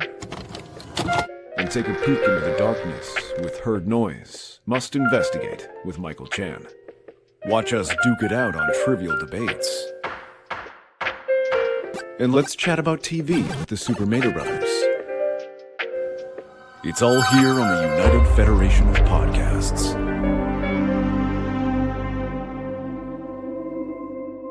This is low-key weird because my mom's name is also fine shit. Lyrics coming at you at supersonic speed.